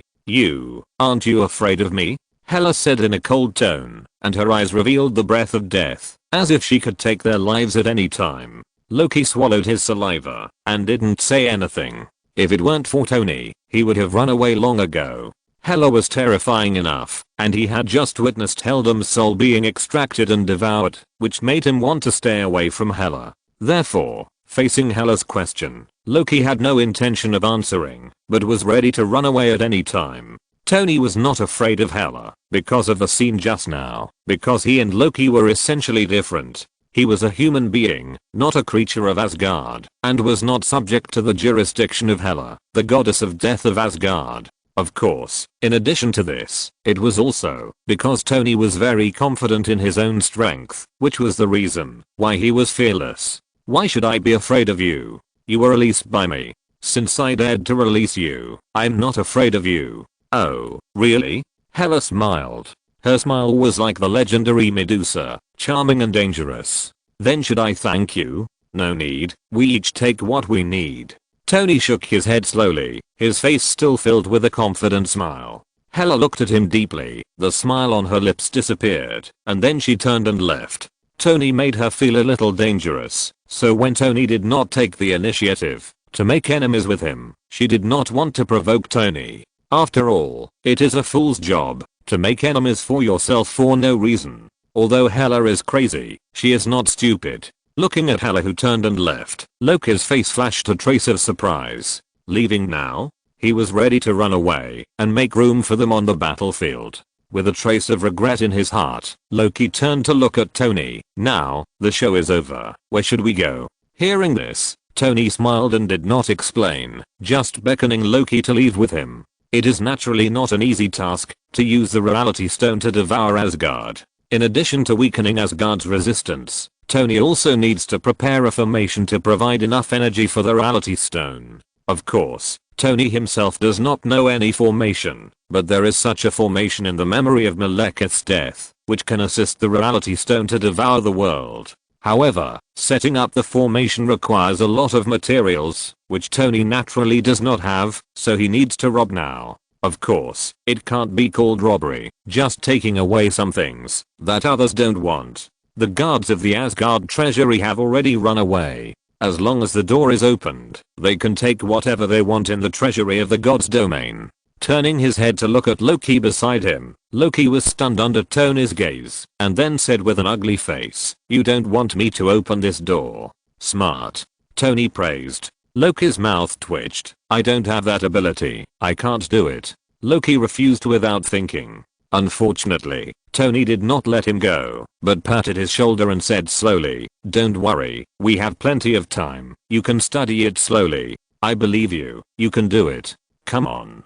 Tony gave him an encouraging look. The door of the god's domain treasury is naturally not so easy to open, and he didn't expect Loki to open it directly. However, Tony didn't believe that Loki didn't know how to open it. With the degree of this guy's troublemaking, he must have thought of the treasury more than once. He believed that he must have a way. Chapter 162. Thor arrives belatedly. Just as Tony and the others were studying how to open the treasure house of the god's domain. On the other side, in the guiding temple, Thor had already led the captain and others across the rainbow bridge and entered the guiding temple. Looking at the empty hall, the captain's eyes were full of curiosity. Is this the god's domain? It's not quite what I imagined. The captain sighed. Banner carefully felt the changes in gravity in the guiding temple, and after a while he spoke. The gravity of this world is 10 times that of the earth, which is not suitable for ordinary people to survive. Listening to the conversation between the two, Thor, who was walking in the front, said helplessly, "Everyone, if you want to go sightseeing and research, we will have plenty of time later. Now, let's go and complete the task first, okay?" Hearing this, the captain and Banner smiled awkwardly, and soon the team returned to calm. The group left the guiding temple and officially entered the god's domain. However, just after they entered the god's domain, Thor's face suddenly changed, and the faces of Banner and others also changed differently. "Feel it? It's so quiet," the captain said in a serious tone. Johnny said, "Is the god realm so dead? Something happened," Thor concluded. At that moment, the group did not delay and quickly rushed to the Asgard. Because the captain and others could not fly, Thor could only use his divine power to cover them and take them flying. However, Thor, whose strength had been improved, could not slow down much, even if he took people flying. Soon, an hour later, everyone arrived at the Asgard. Suddenly, a scene of ruins with all things withered appeared in front of everyone. Seeing this scene, everyone's face changed. Thor went to the back garden of the Asgard without saying a word. Because his mother, Frigga, the queen of the god realm, lived in the back garden. When he arrived at the back garden, he saw that the flowers, plants, and trees in the back garden that were originally evergreen all year round had fallen into withering. A dead atmosphere filled the back garden, which made him feel a little uneasy. Soon, he came to the deepest part of the back garden, but did not find the figure he wanted to see. For a moment, Thor's heart was covered with a layer of haze. With a gloomy face, he returned to the Asgard Square, where the captain and others were waiting for him. After seeing him return, the captain quickly asked, "What happened?" "I don't know." Thor shook his head. Seeing this, everyone frowned. They didn't know what happened, and they had no direction to act. Just when everyone was at a loss, suddenly a loud noise came from the direction of the god's domain treasury. Hearing the noise, without anyone saying anything, everyone rushed to the direction of the noise. At the door of the god's domain treasury, Tony found a rocking chair from somewhere and lay comfortably on it, his body swaying. At this moment, Loki stood at the door of the god's domain treasury with a dusty face, looking at the door of the treasury with a worried face.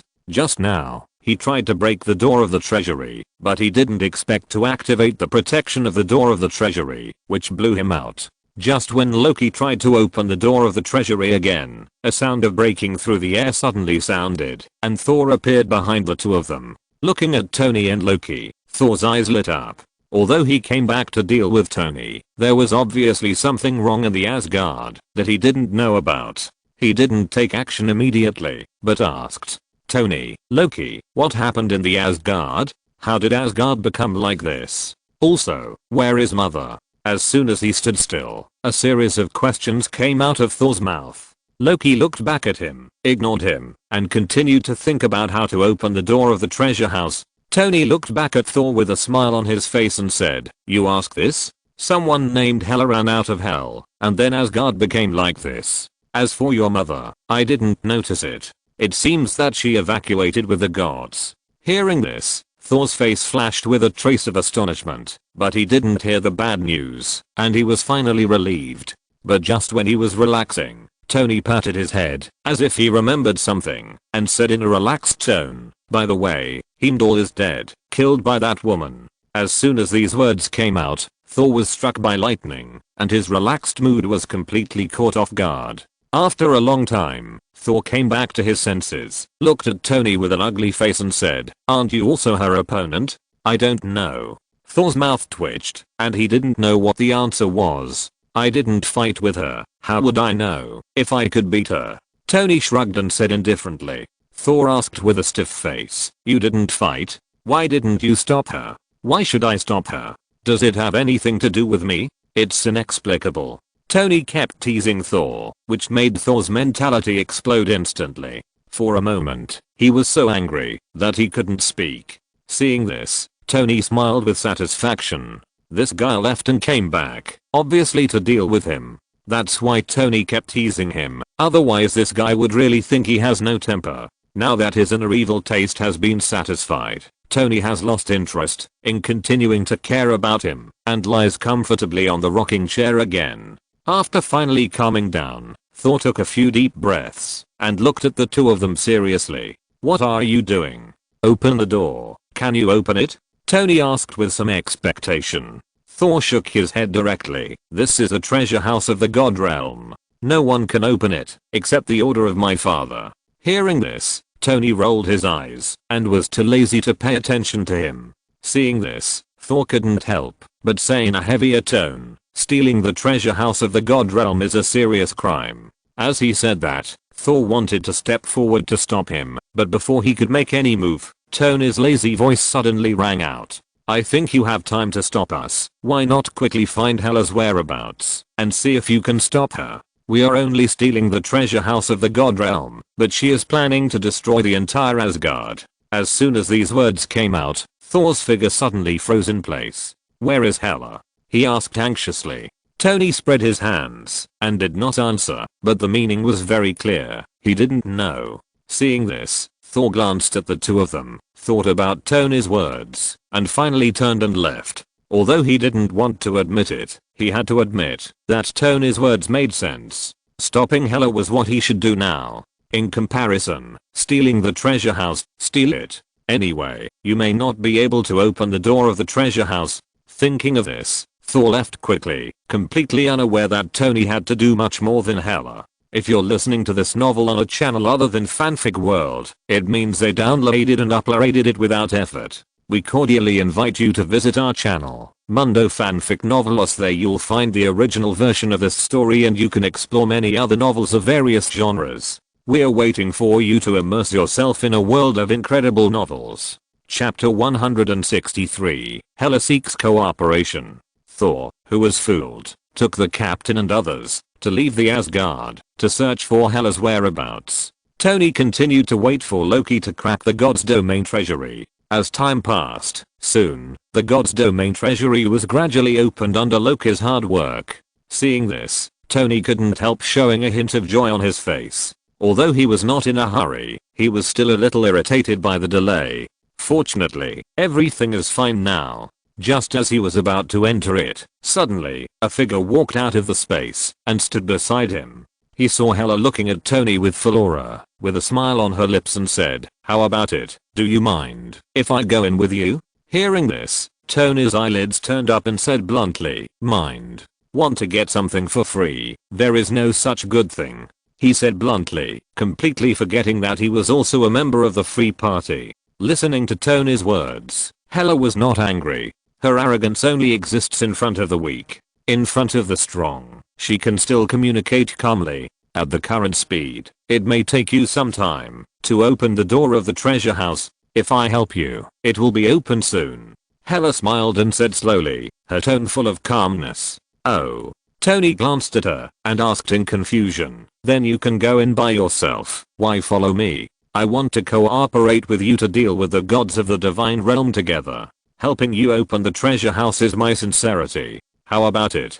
Cooperation? Interesting." Tony showed a playful smile on his face. "Those guys don't seem to be your opponents. Isn't cooperation unnecessary? Although they are nothing, there is an old guy who is very difficult to deal with. I'm not sure. Odin? No. Who is that? Bol." Speaking of this name, Hela's face became serious for the first time, and Tony's eyes fixed at this moment. Most people may be unfamiliar with Bol, but Tony happened to know this person in a short video introduction in his previous life. Odin's father, the previous king of the gods. Are you sure you're talking about Bol? Is he still alive? Tony frowned. The EC have a lifespan limit. Odin is almost dead, and it's hard to imagine that Bol is still alive. Hearing this, Hela shook her head slowly. "Not sure, but there is a great possibility. Don't underestimate these old guys. You think they are dead, but in fact, they may still exist in some corner of the universe. As for lifespan, it is indeed a limit for ordinary gods, but for these old guys, there are ways to increase their lifespan." Hearing this, Tony shrugged helplessly and had to accept this fact. However, he still hadn't decided whether to cooperate. "Thank you very much for telling me this, but I don't think I need to cooperate with you. Opening the treasure house is nothing more than spending more time. I'm afraid it's impossible for me to help you based on this." Tony folded his hands and looked at Hela quietly, wanting to see what other chips she could come up with. After listening to Tony's words, Hela said calmly, "You help me, and I can help you too. Don't tell me that you release me from hell just for fun. Although I don't know what your purpose is, it's better to have more friends than more enemies. What do you think?" Hela spoke clearly and analyzed it very well. Unfortunately, she missed one point, that is, her and Tony's positions are naturally in conflict. As the goddess of death, she has a very close connection with Asgard. It can even be said that, as long as Asgard exists, she will never die. This is also one of the reasons why she is so powerful and dangerous, but Odin only sealed her and did not kill her directly. Because if you want to kill her, you must destroy Asgard first. Unfortunately, Tony's goal is to devour Asgard, so there is a fundamental conflict of interest between the two sides, and it is almost impossible to cooperate. Of course, nothing is absolute. Although the fundamental interests of the two sides conflict, Hela doesn't know. So there is still a possibility of cooperation between the two sides. And the reason why Tony wants to cooperate is also because of Bol mentioned by Hela. He thought Odin was the strongest in the god realm, but he didn't expect there was still an old guy, or even more than one. Then, it is necessary to cooperate with Hela. At least before they fall out, he can use her power to fight against Bol. Tony thought a lot, but less than a second passed in the outside world. Looking at Hela's expectant eyes, Tony was a little reserved, and finally nodded and said, "Okay, then I wish us a happy cooperation." Tony smiled enthusiastically, which made Hela shudder all over. She quickly interrupted and said, "Forget it, you should return to your previous look. You are so enthusiastic that I feel you are calculating me." After the words fell, Tony was stunned for a moment. Good guy, is this a woman's sixth sense? It's comparable to a prophet. It's a knife. After the formal cooperation was reached, Hela didn't continue to watch the show. She stepped forward and cracked the God Realm treasury with Loki. With Hela's participation, the progress of cracking the God Realm treasury increased at a speed visible to the naked eye. In just a few minutes, there was only a click. The door of the treasury, which was originally tightly closed, was finally opened. Seeing this, Tony couldn't help but smile. It seemed that there was nothing wrong with cooperation. At that moment, the three of them walked into the treasury of the god's domain together. Tony had come in once not long ago, and now he came again, without too many emotional fluctuations. As for Loki, although he was not very well received, he was a prince after all, and he had been to the treasury more than once, so naturally there was nothing new.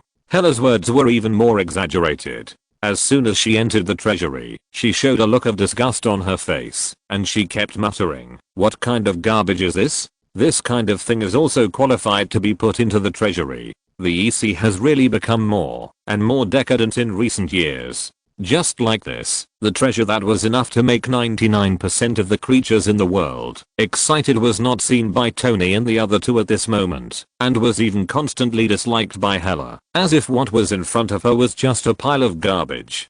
Fortunately, this phenomenon gradually disappeared as they went deeper into the treasury. After all, things that can be placed in the depths can be considered presentable. Unfortunately, Hela was still not interested in these, but Tony and Loki had already started to select the appropriate materials. They were like shopping in a supermarket, taking whatever they liked without any psychological burden at all. Chapter 164, Dog Spell and Shadow Eating Ninja. After picking and choosing along the way, Tony and his companions soon came to the depths of the treasury.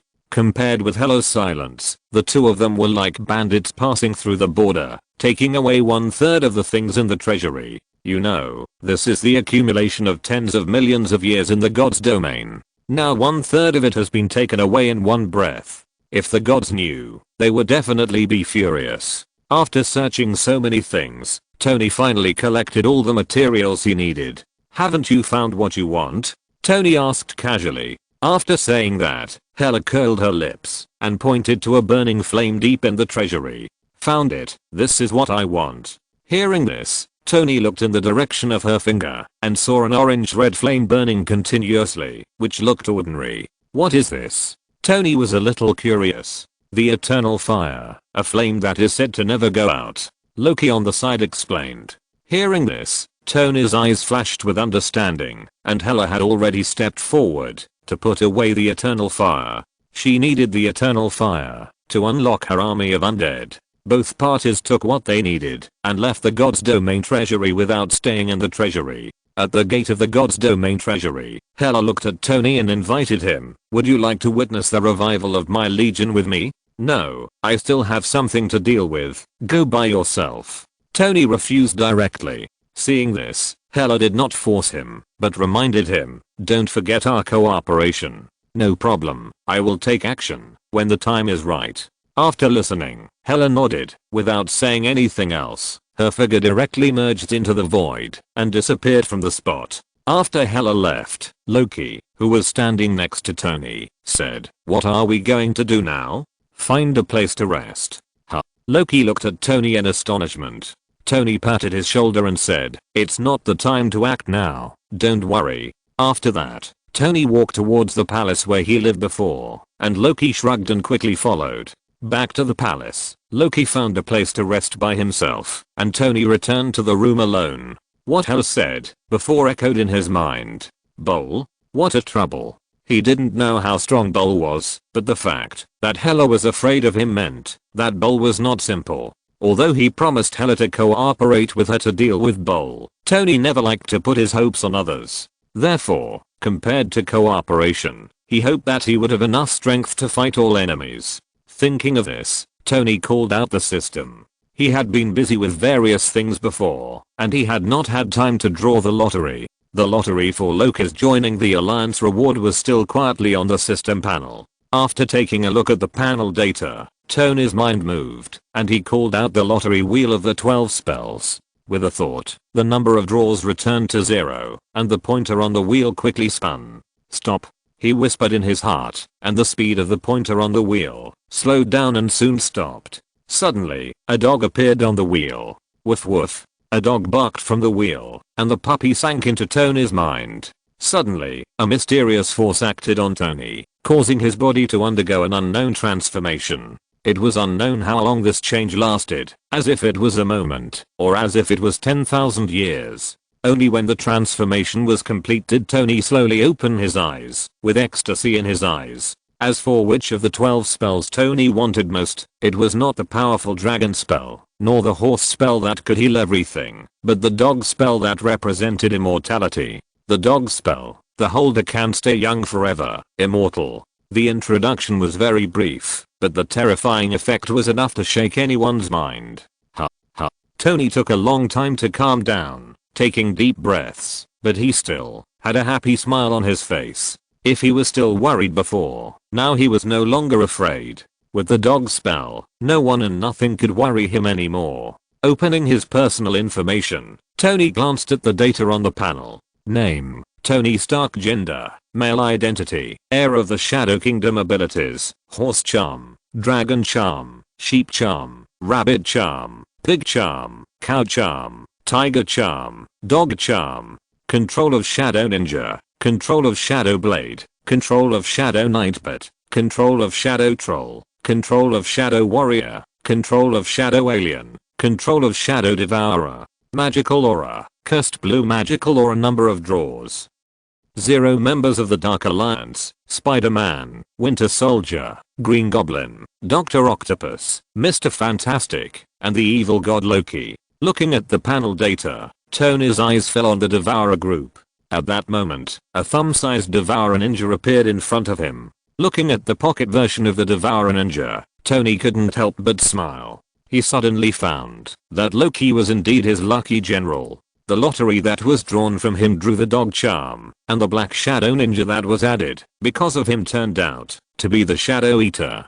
Although this little guy looks cute now, in fact, he has the greatest potential among all the black shadow ninjas. As long as he can devour the shadow, he can grow infinitely. Thinking of this, Tony couldn't help but think about it. There are so many creatures in Asgard, and they are all going to die anyway, so it's better to contribute to him before he dies. Thinking of this, Tony flashed and left the Asgard directly. This time, he didn't have a fixed target. He went wherever there were many people. Every time he arrived in a city, he would stay for a moment and summon a large number of Shadow Eaters. Although he could let the Shadow Eaters go to major cities by themselves, this little thing was too weak in its infancy, so he could only go there himself. However, Asgard was too big.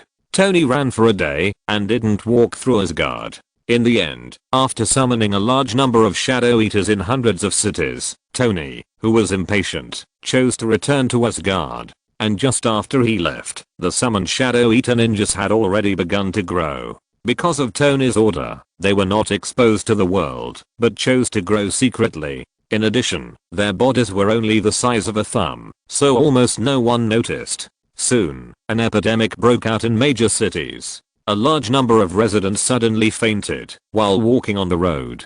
They were sent to the hospital for examination. Their body functions were normal, but they could not wake up.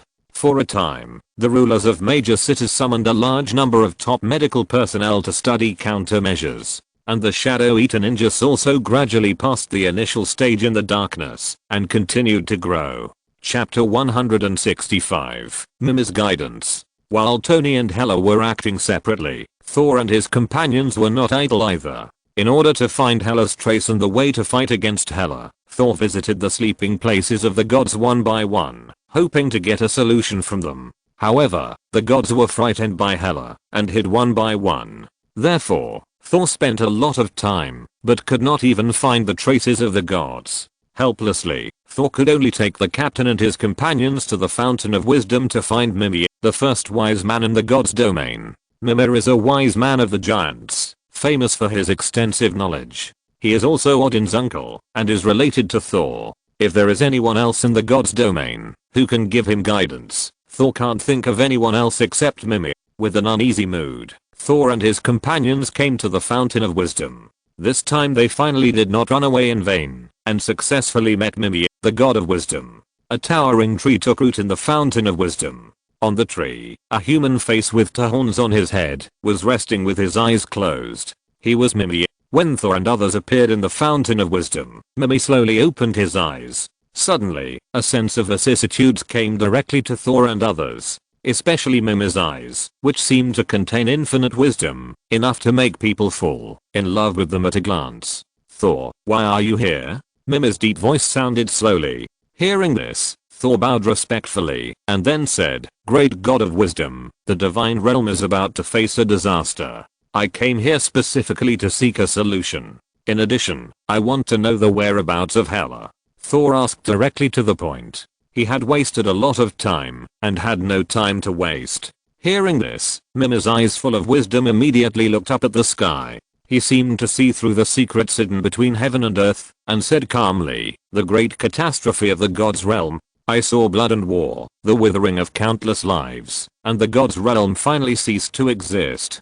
Mumbling, Mimir retracted his gaze, looked at Thor, and slowly said, "This is an unavoidable catastrophe. You can't stop it. Take your friends and leave the gods' realm before the catastrophe breaks out." Mimir did not answer Thor's question, but instead advised him to leave. Hearing this, Thor instantly clenched his fists. He knew that Mimir must have seen something. However, he could not give up his hometown, so he insisted, "Please tell me the solution, wise man. I will definitely stop the disaster." Seeing his persistence, Mimir sighed helplessly. "Okay, I hope you can succeed. Hela is now in the Sea of the Dead, the deepest part of the gods' realm. Find her and get her help. Maybe you still have a chance to survive the disaster." Hearing this, Sol was stunned, and the captain and others were also surprised. They always thought that the disaster was brought by Hela, but why would Mimir let them seek Hela's help? Full of doubts, Sol asked directly, "Wise man, isn't it Hela who brought the disaster? Why do we need her help?" After saying this, Mimir said in a tone of neither sadness nor joy, "I saw the black disaster spreading across the gods' domain. All living beings were destroyed by the disaster. The immortal beings defeated the gods, and the entire Asgard was eventually swallowed up. If you want to save the gods' domain, you can only get a glimmer of hope if you get the help of Hela and gather the power of the gods. I hope you can survive the disaster. Go." After saying this, Mimir's face on the giant tree slowly merged into the tree and disappeared. Looking at this scene, Thor and others didn't know what to say for a while. The enemy they had imagined was not an enemy, but instead became the key to their survival. This kind of thing made everyone feel particularly absurd, and for a while, they didn't know what to do. Helplessly, everyone could only look at Thor, waiting for him to make a decision. Thor stood there for a long time, constantly pondering Mimir's words in his heart, and his brows gradually frowned. At this moment, for some reason, he thought of Tony. He felt that Tony was the leader of this catastrophe in the gods' domain. This feeling had no basis, but it occupied his heart. "Thor, what should we do now?" the captain asked from the side, awakening Thor from his contemplation. After coming to his senses and looking at everyone, Thor exhaled a breath of turbid air. "Go to the Sea of the Dead." After saying that, Thor turned and left, and the captain and others quickly followed. Thor did not tell anyone about his guess in his heart. No matter what, he followed Mimir's guidance to get Hela's help first, and then talk about other things. The Sea of the Dead is located in the deepest part of the underground of the gods' domain. It is a sea of corpses and bones, and almost endless undead are sleeping here. They are loyal to Hela and immortal. When Hela was sealed, the army of the dead was also sealed by Odin.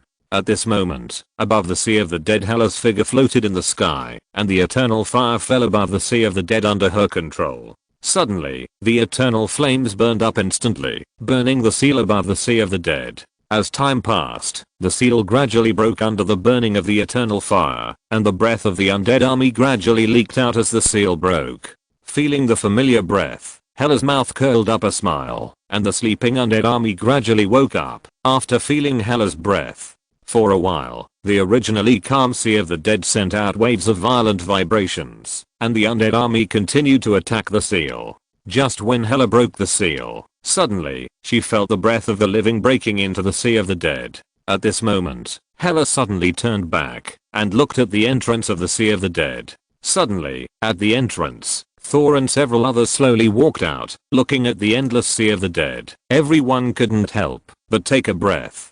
Compared with the shock of others, although Thor was also very shocked, he quickly came back to his senses. His eyes swept over the sky above the Sea of the Dead, and quickly found Hela's figure. Looking at Hela floating in the air, Thor took a deep breath and said, "Wait for me here." After saying that, regardless of everyone's reaction, Thor's figure suddenly soared into the sky and headed towards Hela. Looking at Thor approaching, Hela smiled slightly, but did not take any action. She just watched Thor approach quietly. She could feel that he had the same blood as her, so she didn't mind giving him a chance to speak. Chapter 166. This woman is a psychopath and a paranoid. Looking at Hela standing there with her hands folded, staring at him with a smile, Thor felt a pressure like a mountain.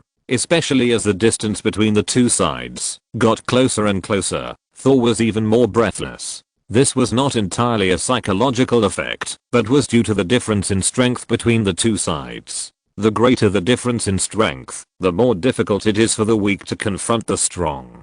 Fortunately, Thor's strength has improved a lot compared to before. Although the pressure brought by Hela is strong, he can still withstand it. "Hey, isn't this my dear brother? What do you want to talk to me about?" Hela said in an exaggerated tone. Although her face was full of smiles, in fact, there was no emotion in her tone. She even unconsciously brought a murderous intent, cold and ruthless. She has been sealed for thousands of years, and endured endless loneliness and eternal loneliness every day. All normal emotions have long been erased by time, so she naturally has no feelings for Thor, and not killing him directly is already her kindness. Thor himself is very clear about this, so he has no intention of playing the emotional card. He had already thought of the words before coming, so in the face of Hela's question, Thor took a deep breath, calmed down his emotions, and said slowly, "I have brought you a piece of news. I think you should be interested." "Oh, what is it?" "Someone wants to destroy Asgard." Thor's words were shocking. Hearing this, Hela was stunned for a moment, and then laughed wildly. "The person you are talking about is not me." "Of course not. What does it have to do with me? I can't wait to see Asgard destroyed. Even if others don't take action, I will take action. So, what is the point of telling me this?" Hela's tone was full of sarcasm, but Thor was not panicked at all. "Really? But as far as I know, you should have a deeper connection with Asgard. If Asgard is destroyed, I think you should be the one who suffers the most." Thor said slowly, and Hela looked at his face, and fell silent instantly. She did intend to take revenge, but she wanted to take revenge on the gods, Odin, not Asgard. Just as Thor said, she was the one who was most reluctant to see Asgard destroyed. So, after noticing the seriousness in Thor's words, his expression changed instantly. After a long silence, Hela spoke again. "How do I know whether what you said is true or false? I'm not sure if you are lying to me. All this was told to me by Mimir. I think you should know him. The god of wisdom in the divine realm can penetrate the fog and see through the future. Then, what do you want to see me for? You are not planning to cooperate with me, are you?" Hela said with a curled mouth and an inexplicable tone. Thor didn't care about the weird meaning in her words. For him, as long as he could save Asgard, being ridiculed once or twice was nothing. "Yes, I'm here to cooperate with you. Let's put aside our grievances. After all, Asgard is our homeland.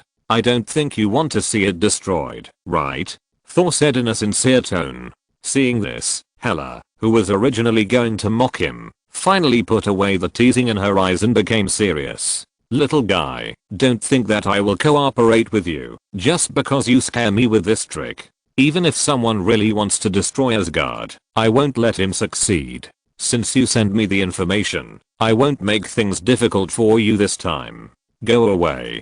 Hela stretched out her hand and started to drive him away. Seeing this, Thor's heart sank. If Hela had said this before, he might have really left and he wouldn't care about the consequences. But after such a long period of experience, he has grown up. He knows that if he really leaves, there will be no hope of cooperation. In his opinion, this time the catastrophe of the god's domain may be verified on Tony, and he has a deep understanding of Tony's terror.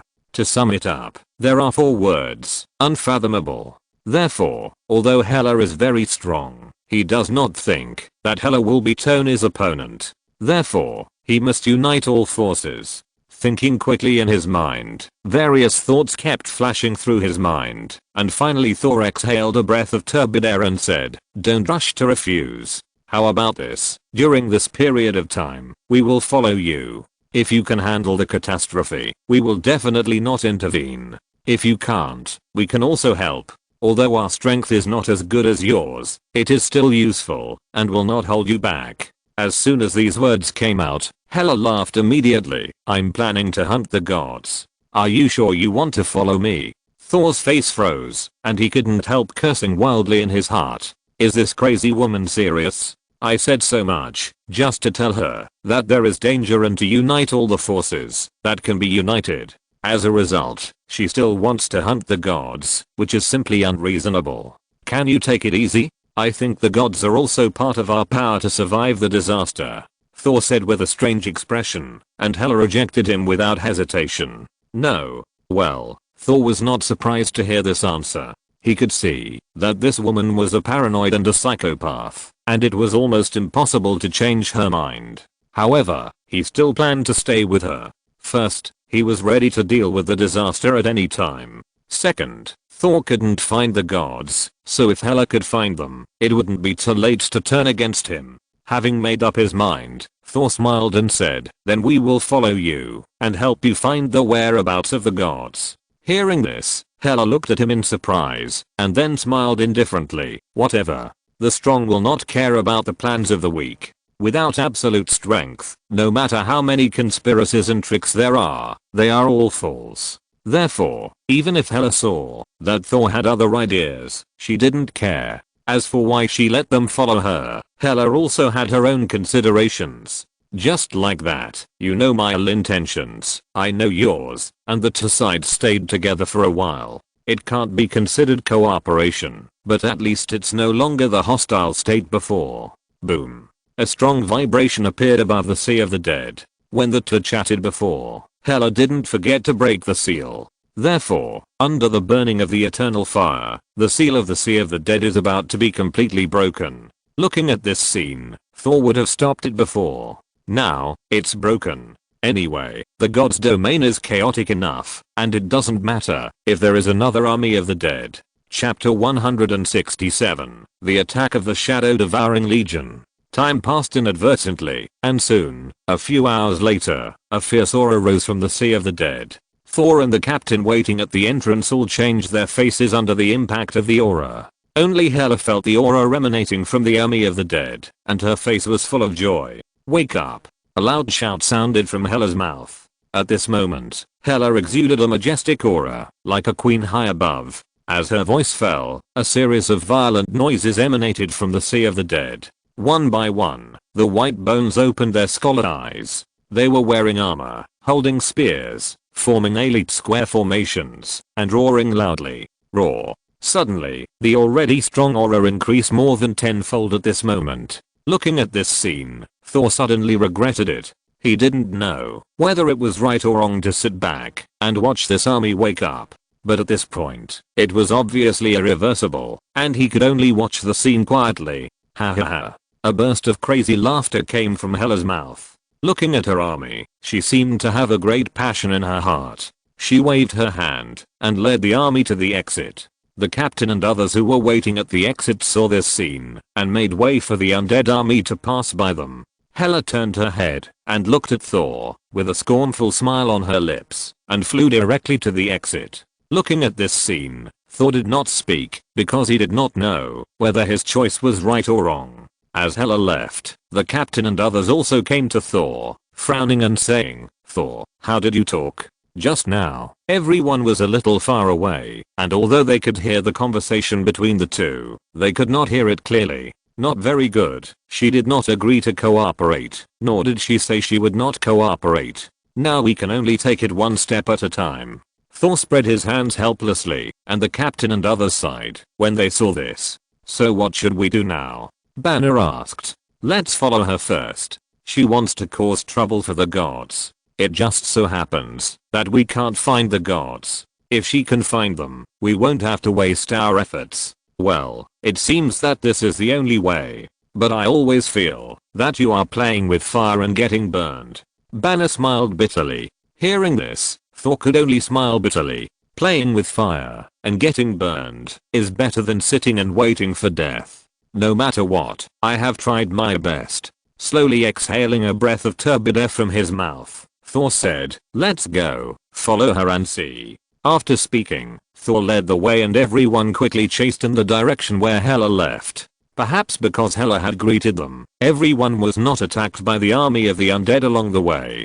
And when they came to the surface, a large number of undead armies had gathered on the surface. Looking around, wherever you look, there is a cold army of undead. Only the soul fire beating in their eyes makes people feel chilled. Seeing this scene, Thor found Hela and asked, "What are you going to do next?" After speaking, Hela glanced at him and said with a smile on her face, "Sweeping the 9 kingdoms. What, are you going to stop me?" Hearing this, Thor had this thought in his mind, but after thinking about it, he finally did not speak. He knew Hela's purpose and wanted to force the gods to show up through believers. After all, believers are one of the foundations of the gods. Unless it is absolutely necessary, no god will sit idly by. Although this method of finding the gods is rough, it is also effective. Thor is not suitable to do this because of his identity, but Hela has no such scruples.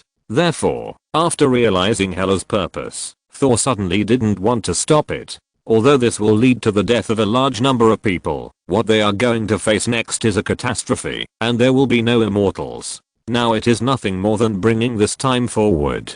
Thor used to be a commander of troops, so he naturally understood the principle of considering the overall situation. If the gods can be united by the sacrifice of some people, then Thor thinks it is worth it. Seeing Thor's silence, Hela smiled disdainfully. Hypocrisy. After saying that, she ignored Thor and waved her hand, and the army of the undead set out. And her target this time was directly at the atrium. The atrium was the kingdom of mortals in the god's domain, and it was also the kingdom closest to the army of the undead, and most of the believers of the gods were mortals.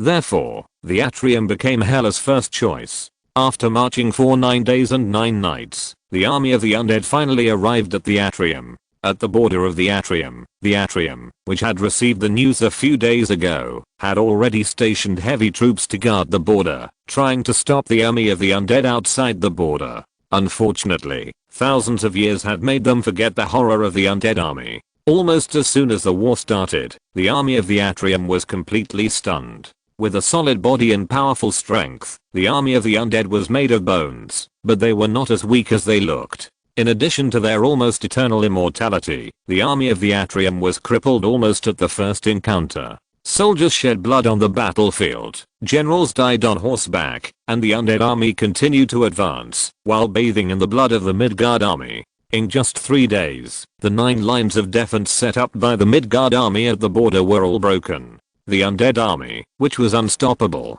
directly entered the Midgard kingdom.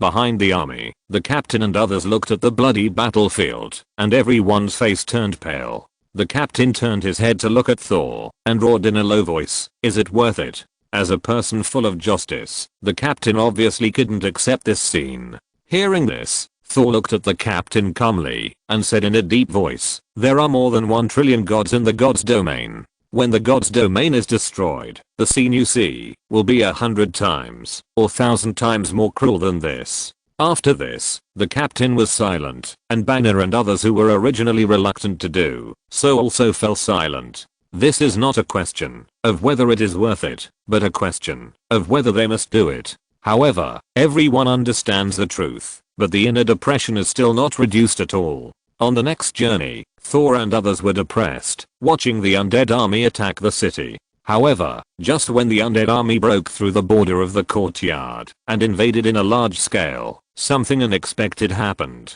On the wall of a city near the border area, the defending army was fighting fiercely with the undead army and defending desperately. But under the attack of the undead army, the defending army was still retreating. It seemed that the city was about to fall, and millions of people in the city would be slaughtered. At this critical moment, outside the city wall, a large area of shadows gathered, and a huge head slowly rose from the ground. Soon, a monster as high as tens of meters appeared in front of the world. He had no hands or feet, only a huge mouth, and the white teeth flashed a cold edge in the sun, which made people shudder. Chapter 168, The Devil Who Eats People Without Leaving Any Bones. Seeing the giant monster suddenly appear, the soldiers guarding the city were terrified. Oh my god, what is that? The screams kept ringing on the city wall, and the soldiers guarding the city showed fear on their faces. They thought it was a type of soldier that did not appear in the undead army. But soon, they found that something was wrong. The newly appeared giant monster did not attack them, but went straight to the undead army. One side was huge, and the other side was large in number. This was a contest of quality and quantity. Under the gaze of many soldiers guarding the city, the giant monster rushed into the undead army, and with the advantage of its huge body, it directly wreaked havoc in the undead army. Boom. Boom. The roars kept ringing, mixed with roars. The people who were originally doomed to die were surprised to find that they were still alive. The undead army was actually stopped by the dark giant creature.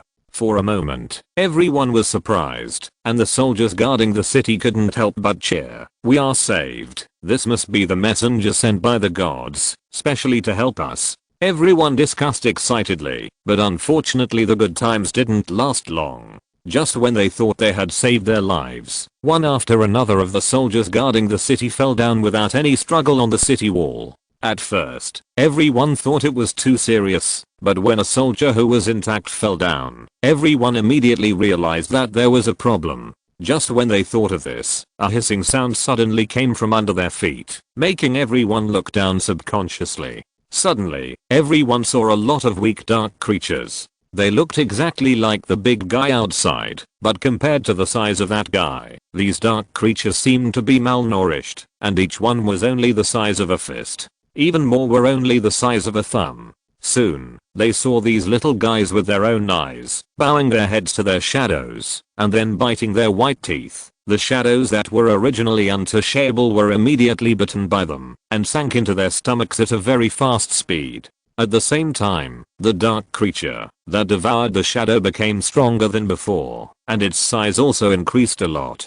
Seeing this, everyone who saw this scene was trembling. It was a pity that they were ecstatic before, thinking that this was the messenger sent by the gods. In fact, this is not a messenger of gods, but a group of demons who eat people without spitting out bones. There is no difference between them and the group of undead creatures outside.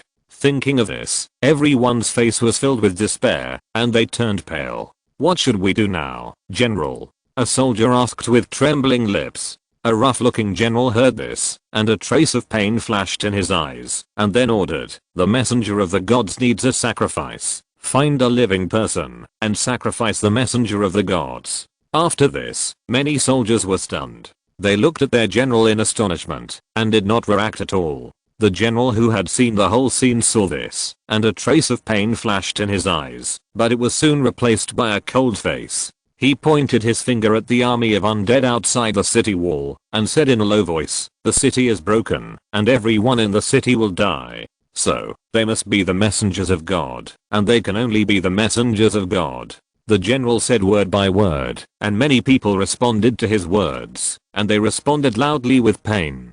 At that moment, many soldiers walked down the city wall, escorted a large number of people in prison clothes, and sent them into the mouths of the devouring shadow group.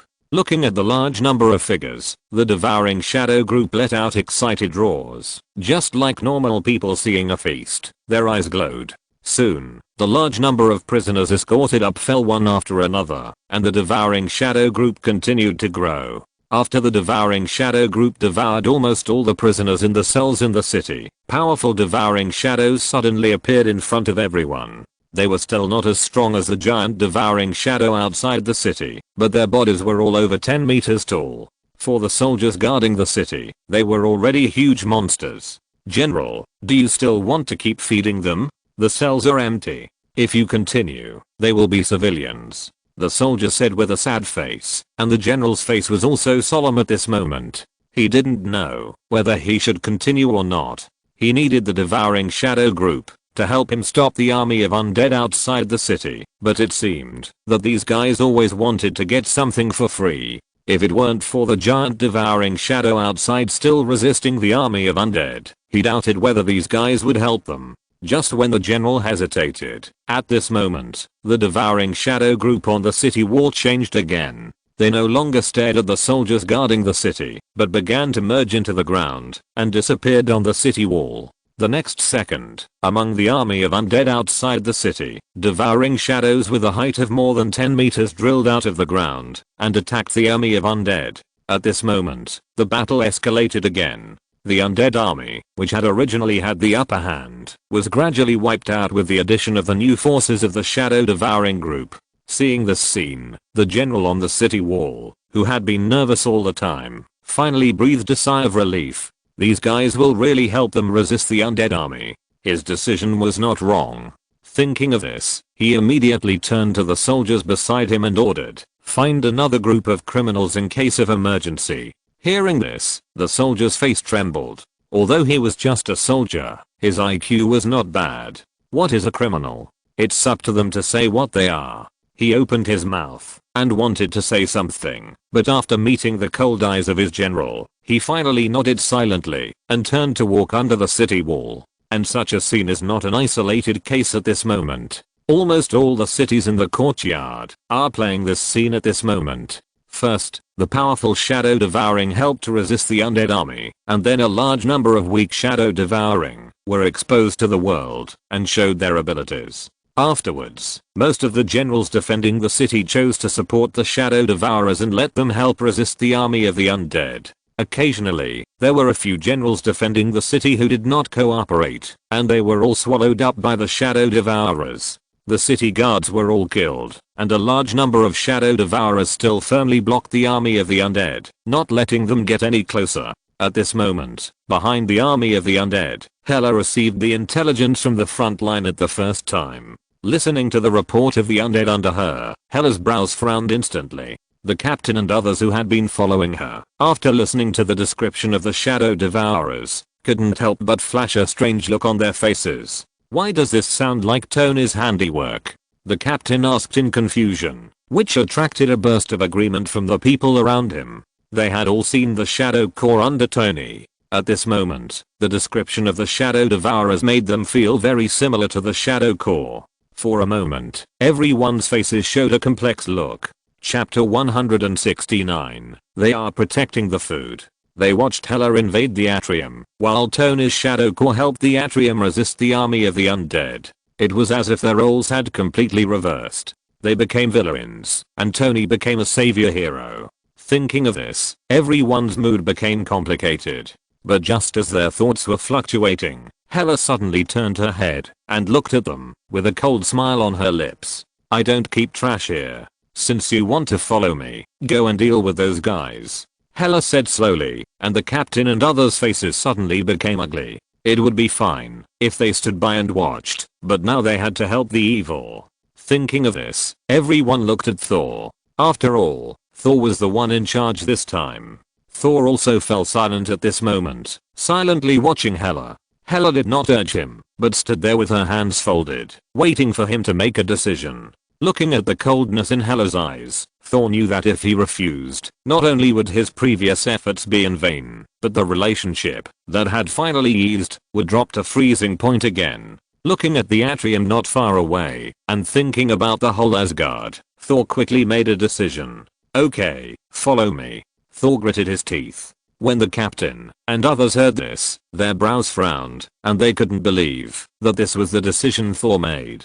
But they still followed Thor to the front line. The speed of the people was very fast, and they arrived at the front battlefield in a short while. Looking at the shadow-devouring group blocking the army of undead, the captain frowned and said, "Do we really want to help her? I can understand that you sacrifice some people for the overall situation, but if you want to be the executioner yourself, what do you think is the point of what we are doing now?" the captain asked. Although Banner and others did not speak, the meaning in their eyes was obviously consistent with the captain. Looking at the reactions of the crowd, Thor sighed and said slowly, "Do you think Tony is really kind enough to protect Asgard?" Thor asked back, and suddenly, the people who were originally dissatisfied were stunned.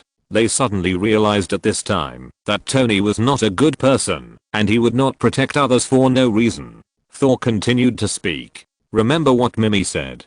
The Black Scourge is spreading in the god's domain. Look, do they look like the Black Scourge?"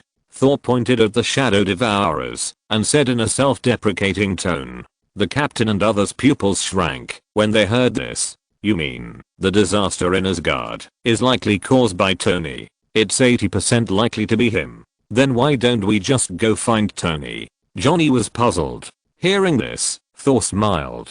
"Who is his opponent? You don't understand how powerful he is. Even my father Odin may not be his opponent. With just a few of us, even if we know that he may be the source of the disaster, what can we do? Why do you think I want to cooperate with Hela? Only she can possibly match Tony. Only by gathering the power of the gods can we survive this disaster." Thor kept talking excitedly, and then looked at the shadow devourers with cold eyes and said, "So, we are not helping the evil, but reducing Tony's power. Although I don't know why he protected the atrium, but there must be other purposes. Maybe I can go check it out." Susan, who had been silent all the time, suddenly spoke.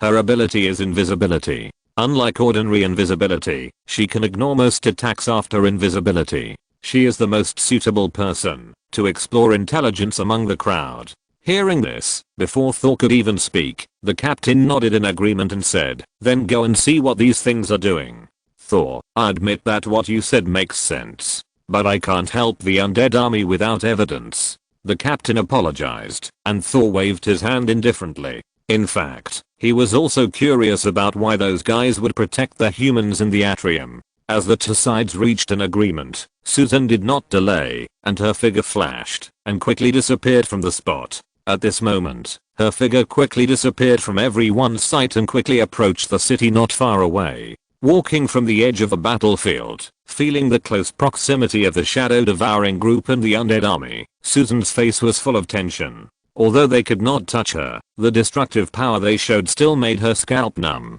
After finally reaching the city wall, a strange and terrifying scene suddenly appeared in front of her. One by one, humans stood in the sun crying, and the soldiers guarding the city looked around with cold eyes. The thumb-sized devouring shadow group continued to devour the shadows of these people, gradually growing larger.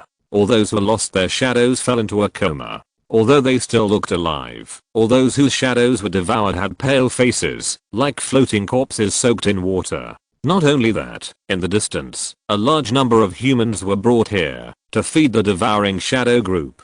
Looking at this scene, Susan's eyes were full of fear. This strange and inexplicable scene was far more shocking than the bloody battlefield outside, and it also made people's scalps numb. Gurgle. Susan swallowed dryly, dared not make a sound, and retreated silently. When she crossed the battlefield again and returned to Thor and others, her face turned pale because of excessive fear. Seeing Susan gasping for breath, the faces of Thor and the others changed, and they asked hurriedly, "What did you find?" "Then, those monsters are all fed by humans. They treat everyone as food. They are not protecting humans at all. They are just protecting their own food." As soon as these words came out, everyone's heart was shaken. The captain's anger surged in his heart instantly. "Damn it. How dare they?" the captain roared, and the anger on his face was far greater than before. He could tolerate humans being defeated, but he could never tolerate humans becoming food in the mouths of other creatures. If he had to choose between the two, he would rather humans go to destruction than live like pigs and sheep. So, after listening to what Susan said, the captain went berserk. His figure disappeared in an instant and he ran straight to the battlefield. Seeing this, Thor and the others followed him. Because of Hela, the undead army did not attack them. Soon, Thor and the others collided fiercely with the shadow devouring group. Boom. Boom. Boom. Loud noises rang out on the battlefield, and the angry Thor and others directly suppressed the shadow devouring group. If you're listening to this novel on a channel other than Fanfic World, it means they downloaded and uploaded it without effort. We cordially invite you to visit our channel, Mundo Fanfic Novelos. There you'll find the original version of this story and you can explore many other novels of various genres. We're waiting for you to immerse yourself in a world of incredible novels. Chapter 170. I will ring the death knell for you with my own hands. Just as Thor and others were fighting with the shadow devourers, Tony slowly opened his eyes in the Asgard. His eyes were looking at the void, but his attention fell on Thor and others through the eyes of the shadow devourers. He was not surprised that Thor and others fought with the shadow devourers. What surprised him was how these guys got involved with Hela. Shouldn't they fight Hela to death? Many doubts flashed through his mind, and Tony's eyes became serious. Things seemed to have changed inexplicably. Although he had not watched the movie many times in his previous life, he also knew that Hela belonged to the villain camp and was naturally opposed to Thor and others. But now, the villains and the righteous are mixed together. Is it an accident? Or is it the butterfly effect caused by himself? After thinking about it, Tony's thoughts finally leaned towards the latter possibility. The world is alive. Although they have no specific consciousness, each world has its own rules. Therefore, no world wants to be destroyed. In the original book, Hela tried to destroy the gods and indirectly weaken Asgard, so she went directly to the opposite side of Thor and others. Now, Tony intends to devour the entire Asgard, which is even more cruel than Hela. Compared with before, Hela's destruction of the gods is nothing. So, is it the influence of the worlds will that change the direction of things? Thinking silently in his heart, Tony frowned slightly. He hated trouble, so he deliberately released Hela to help him clean up the trouble. But now it seems that he seemed to have made a stupid move. Not only did it not reduce his troubles, but it created a bigger trouble for himself. If it were the previous Tony, he would definitely think of a way to solve Hela first without saying a word at this time, and strangle the danger in the cradle. However, after fusing the dog spell and gaining the ability to be immortal, Tony's thoughts changed. It can be said that he was floating, or it can be said that he wanted to see what tricks the worlds will could play. After all, there will be no shortage of worlds that he will devour in the future, so he can learn about them in advance. It has to be said that once a person has something to rely on, he tends to become fearless, just like Tony now, who has an immortal body. Even if his plan fails, the worst he can do is to return to Blue Star and continue to be the richest captain. Therefore, no matter what the situation becomes, Tony can say that he will not lose. Of course, he did not do nothing. He watched the excitement, but he still had to make the necessary preparations. Telekinesis emanated from his mind and instantly enveloped the surrounding palaces. After finding Loki's location, Tony directly transmitted his voice, "Come to see me," in another palace. When Tony's voice sounded in his mind, Loki opened his eyes instantly. Without any nonsense, Loki walked out of the palace and came to Tony's residence. When he pushed the door and walked in, Tony was already sitting at the tea table, making tea. "I'm here." Tony smiled and greeted him. Loki nodded. Without saying much, he was waiting for Tony to give him instructions. Tony didn't let him wait for long. After brewing the tea, he slowly said, "There is a problem with Hela. I want you to search for the whereabouts of the gods and kill them. Can you do it?" Hearing this, Loki frowned and shook his head, saying, "It's difficult. It's easy to destroy the bodies of the gods, but the essence of the gods lies in their souls. The souls are immortal and the gods are immortal. Only Hela can easily strip the souls of the gods," Loki explained, and Tony listened calmly. He knew this, otherwise he would not have spent the effort to release Hela. It can be said that Hela is the nemesis of the gods, and everyone else is a little bit worse, including Odin. However, this does not mean that Tony has no way. The souls of the gods are naturally difficult to destroy, but the souls of the gods can be sealed. For example, the Shadow Kingdom. The Shadow Kingdom belongs to the dark side of the world. In the Shadow Kingdom, the dragons must coil, and the tigers must lie down. Even if the gods enter the Shadow Kingdom, they are easily eroded by the Shadow Kingdom. Although Tony has not yet completely controlled the Shadow Kingdom, it is not difficult to use the Shadow Kingdom to seal the souls of the gods. It is just a little more troublesome. So, after listening to Loki's words, Tony flicked his fingers and the shadow troll appeared in the hall. Of course, it was not an ordinary shadow troll, but a modified lava troll. You are responsible for dealing with the gods. They will take the souls of the gods away. In addition, I will temporarily give you the command of the shadow trolls and shadow ninjas. They can help you search for the whereabouts of the gods. Listening to Tony's words, Loki's eyes flashed, and a trace of curiosity flashed in his eyes when he looked at the lava troll. He had heard about Tony's shadow army for a long time, but he had never had the opportunity to see it. So, he couldn't help but take a closer look. Looking at the lava troll exuding a cold breath, Loki finally nodded slowly and accepted the task. Seeing this, Tony stood up and patted him on the shoulder. Suddenly, Loki felt a burst of heat on his shoulder. After Tony retracted his hand, Loki suddenly felt a mark on his shoulder. At the same time, his mind seemed to be connected to a dark place, and the terrifying dark aura made Loki change color instantly. Looking at Loki with a look of shock on his face, Tony smiled indifferently. Unlike the control given to Peter and others before, they could only summon the Black Shadow Army, but they didn't know where the Black Shadow Army came from.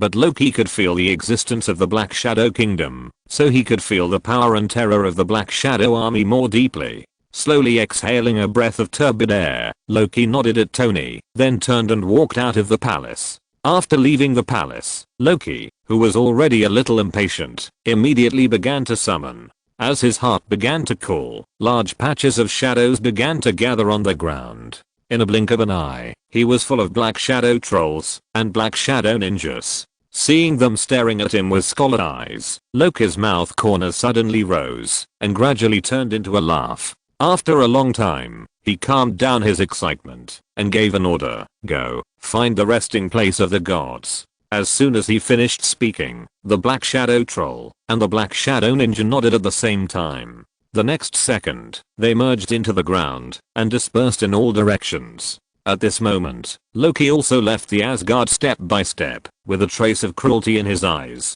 Gods, are you ready? I will ring the death knell for you with my own hands. Talking to himself, Loki's figure stretched out particularly long in the sunlight and gradually disappeared within the scope of the Asgard.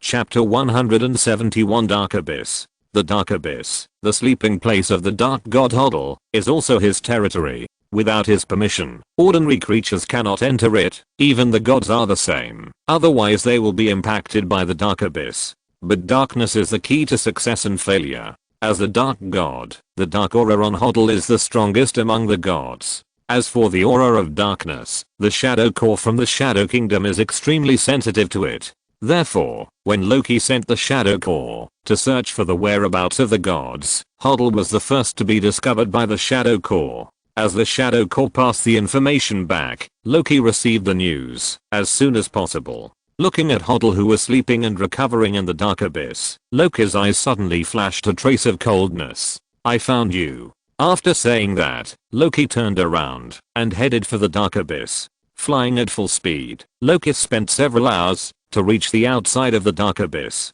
As the name suggests, the Dark Abyss is called this name because it is located in the abyss. Loki stood on the edge of the cliff and looked down. He saw a layer of darkness covering the bottom. Even the sun could not shine into it. Just one look at it would be enough to make ordinary people feel numb. Those with weak minds might be tempted by the dark breath and jump into the Dark Abyss. However, Loki naturally did not have such troubles. As one of the gods, it was a piece of cake for him to isolate the dark breath. Of course, the premise is not to go deep into it, otherwise, even the gods will be infected by the dark breath. Without hesitation, Loki looked at the dark abyss below and jumped down directly. Whoosh! The wind whistled in his ears, and Loki's figure sank into the darkness and disappeared completely.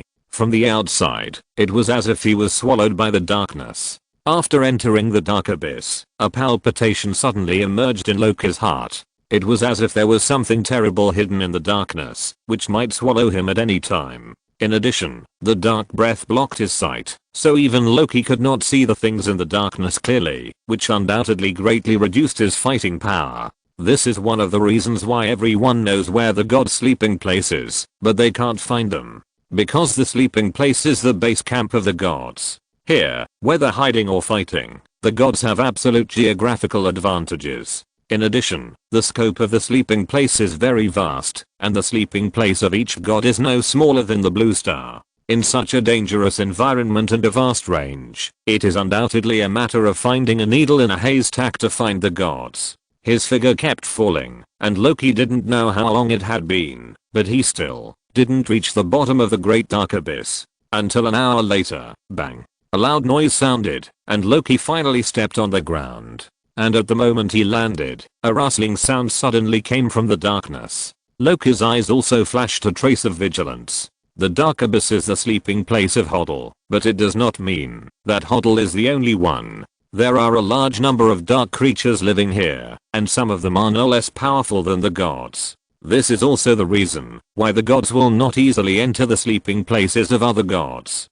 Suddenly, there was a sound of breaking through the air, and a black giant python broke through the cover of the dark aura and attacked Loki's face. Looking at this scene, Loki did not move, standing there calmly, completely ignoring the attack of the dark giant python. The next second, a flash of knife light passed by. A black shadow ninja appeared in front of Loki and cut off the dark giant python with one knife. Seeing this, Loki raised a smile. Although he could not see through the dark aura, as dark creatures, the Black Shadow army can be regarded as a fish in water here. Even their strength is much stronger than outside. Clear a way out, and take me to find Hodl, Loki said. Suddenly, under his feet, a large shadow dissipated towards the darkness in all directions, and the Black Shadow ninja who had taken action before led the way in front of him. Loki could not see through the dark aura, so his vision was blocked, but the Black Shadow army was not affected, and could still see the road ahead clearly. In this way, Loki followed the Black Shadow ninja all the way forward, and at the same time, there were constant roars and screams along the way. There were also sounds of fighting. If Loki could see through the dark aura, he would find that on his way forward, the Black Shadow Corps and the Black Shadow Trolls were slaughtering a large number of dark creatures. Countless dark creatures were bleeding and dragged into the Black Shadow Kingdom by the Black Shadow Ninja to become nutrients. As a result, the road 10 meters in front of Loki was full of corpses, but when he walked by, he didn't see any corpses except for the residual smell of blood. Although they walked, both the Black Shadow Ninja and Loki were not slow. An hour later, they had crossed tens of thousands of miles and came to the place where Hodl was sleeping. Perhaps because he was confident that no one could break into the dark abyss, Hodl did not deliberately hide in the dark abyss. He still stayed in his palace to heal his wounds. When the dark palace appeared in front of Loki, Loki's field of vision began to spread rapidly because there was no dark aura here. Similarly, just when Loki appeared at the door of the dark palace, Hodl, who was healing in the dark palace, suddenly opened his eyes and looked at Loki outside the door in surprise. His eyes penetrated the palace and fell on Loki and quickly searched around him, looking for the terrifying figure. Fortunately, apart from Loki, he did not see Tony's figure, which made him instantly relieved, and his originally tense mind could not help but relax. And his eyes looking at Loki also carried a hint of murderous intent. As the saying goes, the sky is clear and the rain has stopped. He feels that he is fine again. Slowly getting up from the throne, Hodl took a step and left the palace directly, appearing at the door of the palace, staring at Loki with cold eyes, and said in a bad tone, "What are you doing here? If you trespass into my territory without permission, even if I kill you, Odin will have nothing to say." Hodl naturally disliked Loki, not to mention that he had paid a painful price to kill him before. If he hadn't been concerned about Tony behind Loki, he would have killed him now. Listening to Hodl's words, and looking at Hodl who showed up on his own initiative, Loki also smiled. He thought he would have to search carefully before he could find Hodl's location, but he didn't expect this guy to come out to meet him on his own initiative, saving him the trouble of looking for someone. He is really a good person. In this case, Loki decided to act quickly and give him a quick death. Chapter 172, taken away in one wave. I'll take you on your way, Loki said calmly. As he finished speaking, a large number of shadow ninjas and lava trolls began to appear around the two of them. Looking at this scene, Hoddle frowned. You want to kill me? His tone was full of surprise, as if he was a little unbelievable. Loki nodded directly, without any intention of covering up. Seeing this, Hoddle smiled, a smile on the corner of his mouth, and soon turned into a rampant laugh. His laughter echoed in the dark abyss, and his face was full of disdain. Who do you think you are? Are you worthy of killing me? You are just a bastard, and you are worthy of it, Hoddle said with a mocking tone, and his words made Loki's face turn cold in an instant. If Loki has any taboos, it is his origin. Although he is the crown prince of Asgard in name, he is not Odin's biological son, which is why he has never been favored by the gods. In fact, because of the hatred with the Frost clan, the gods frequently targeted him. Among them, Hoddle was one of the gods who disdained Loki the most. Laugh, laugh. After today, you can shut up forever. Loki's cold voice echoed in the dark abyss. Hearing this, Hoddle's eyes condensed, and a ray of terrifying breath suddenly emanated from him. Before, he was still hesitating whether to attack Loki because of his fear of Tony. Now that the face is completely torn, he naturally has nothing to worry about. Today, only one person can walk out alive. Die. With a loud shout, Hoddle instantly launched a surprise attack. Although he disdained Loki, he also knew that a lion would use all its strength to fight a rabbit. So, without saying hello, he directly greeted Loki with a killing move. So, if you live for a long time, even the simplest people will become old swindlers, and even the gods who can survive are not stupid. A giant hand condensed by the power of darkness directly grabbed Loki's body through the air, and then Hoddle squeezed it hard without any hesitation. Suddenly, Loki's body exploded like a watermelon. Seeing that he easily killed Loki, Hoddle was very excited at first, but soon he realized something was wrong. Although he looked down on Loki, he was also a god after all. How could he die so easily? Thinking of this, Hoddle instantly put away the smile on his face and became alert again. Watching this scene, another Loki walked out of the darkness. You are quite defensive and don't give me a chance to attack at all, but it doesn't matter. Anyway, you will die today. Looking at the intact Loki, Hoddle's face suddenly became solemn. What is it? An illusion?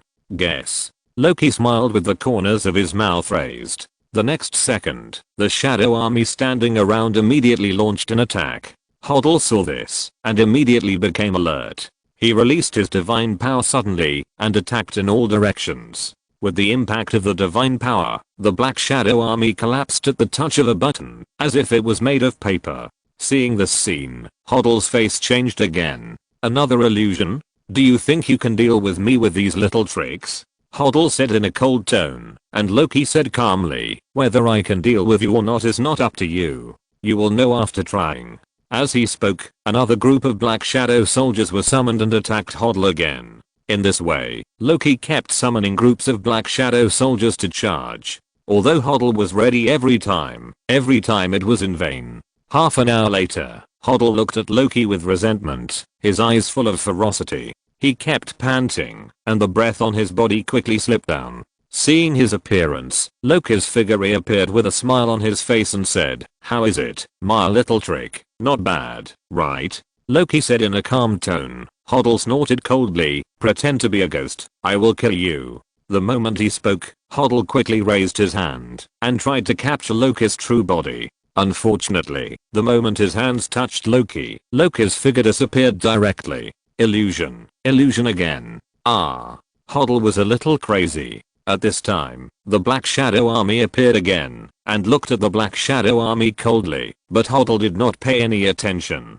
He knew that Loki wanted him to relax his vigilance, so he had been holding on before, but now, he decided to change his strategy, regardless of anything, to find the true bodies of these guys first. Otherwise, if he continued like this, he would definitely be exhausted to death. Besides, he didn't believe that these guys could take him away in one wave. At most he would be injured. Therefore, Hoddle looked at the Black Shadow army coldly, but did not make any move. In the dark, Loki watched this scene, and a cold arc appeared on the corner of his mouth. Fighting does not necessarily mean fighting and killing, it can also be a battle of wits. Looking at Hoddle's choice, Loki knew that he would win. His eyes swept over the lava trolls, and Loki's mind moved, and he directly ordered an attack. Suddenly, the Black Shadow army rushed towards Hoddle again, and Hoddle watched this scene coldly without any movement. Obviously, he had made up his mind to find the real bodies of these guys, even if he was injured. Soon, the distance between the two sides was getting closer and closer. When the distance between the two reached 1 meter, the body of the lava troll suddenly swelled up. This was a scene that had never appeared before. Seeing this, Hoddle shouted and quickly burst out his divine power to defend himself. But it was too late at this moment. Just when he was about to make a move, hundreds of lava trolls exploded at the same time. Boom. A terrifying roar sounded, and the entire dark abyss trembled violently at this moment. A violent shockwave radiated in all directions with Hoddle's position as the center. In the darkness, a large number of dark creatures were swept away by the shockwave before they could react to what happened. A mushroom cloud slowly rose up, and the terrifying high temperature completely submerged Hoddle's palace. Even Loki's eyes flashed with surprise when he saw the self-exploding lava troll. Although he knew that the self-explosion of the lava troll was very powerful, this was the first time he had seen it. After a long time, the flames gradually dissipated, and the dust raised by the explosion fell again. Loki's vision also became clear again, and he looked towards the center of the battlefield. Suddenly, a charred corpse appeared in the center of the battlefield. Looking at this scene, Loki took a breath of cold air, really taken away in one wave. Chapter 173 Exile. Looking at Hoddle's charred corpse, Loki's eyes flashed with suspicion, and he did not step forward immediately. Although the explosion of the lava troll just now was very powerful, it was not reliable to say that Hoddle was directly killed. Out of caution, Loki did not show up, but continued to observe quietly. Half an hour, time passed slowly, and Hoddle remained motionless, as if he was really dead. And Loki never showed up, like a very patient hunter. After another 2 hours, finally, Hoddle, who had been motionless, suddenly sat up from the ground. His face was still charred, but the anger and disappointment on his face could be clearly seen. "Damn it, Loki, you coward." Hoddle cursed directly. The reaction of the lava troll before did shock him, but a plan flashed through his mind in an instant, and he wanted to lure Loki out of the dark. For this reason, he did not hesitate to bear the explosion of the lava troll head on with his seriously injured body, just to achieve a realistic effect. However, he did not expect Loki to be so cunning. He was so miserable, but he did not come out to see him. If nothing else, he could collect his body. Finally, he could not bear it any longer, and had to take the initiative to get up. Looking at the exasperated Hoddle, Loki in the dark suddenly raised a cold smile at the corner of his mouth. He admitted that Hoddle, this old fox, was indeed not to be underestimated. He was extremely wise, and his grasp of the battle situation was worthy of his reputation as the god of darkness. But he was afraid that he had forgotten that he was the god of fraud, and conspiracy, trickery, and lies were his old business. Although he did not see anything wrong just now, he instinctively felt a little uneasy. It was simply wishful thinking to want to use this method to deceive himself. With a disdainful lark at the corner of his mouth, Loki moved his mind, and the figure of the Black Shadow army reappeared. The moves are not afraid of being old, as long as they are useful, so he planned to continue to repeat the previous operation. If this guy can't be killed in one explosion, just come a few more times. Anyway, for the Shadow Core, death is just a common occurrence, and not worth mentioning. However, Hoddle obviously didn't want to play with him. As the Shadow Core appeared, his face became more annoyed, but this time he didn't fight with the Shadow Core foolishly, but turned and left. Obviously, facing Loki's rogue style, he was scared. Since he couldn't afford to provoke him for the time being, he could always hide. For this reason, he even gave up his palace. This made Loki stunned. Is this still the dark god known for his madness? A trace of absent-mindedness appeared on his face, but Loki quickly reacted. It's not that easy to run away when the duck is in his mouth. Soon, in front of him on the road ahead, a lava giant appeared, and his body swelled up. Without waiting for him to get close, he chose to self-destruct directly. Looking at this scene, Hoddle was also anxious. In the past, he didn't take such an explosion seriously at all. But now, not only has his previous injuries not healed, but he has just been hit head-on. His entire condition can be said to be extremely bad. In this case, if he continues to be hit by the explosion, he may really be blown to death. Moreover, this time Loki summoned almost all the lava giants to block his way forward. Even if he can avoid one, he can't avoid all. Therefore, with the lava trolls blocking the road, Hoddle, who was about to run away, stopped again in an instant. At the moment he stopped moving, suddenly, a flash of fire appeared directly in front of him, making his face change instantly. Unlike before, if he was considered to have deliberately resisted that wave of attacks just now, then now he really didn't react. His attention was subconsciously placed on the lava trolls, and he didn't expect Loki to make a move. After all, Loki didn't make a move in so many opportunities before, which made him subconsciously ignore his vigilance against Loki. Now, Loki just took the opportunity to seize his days. Boom.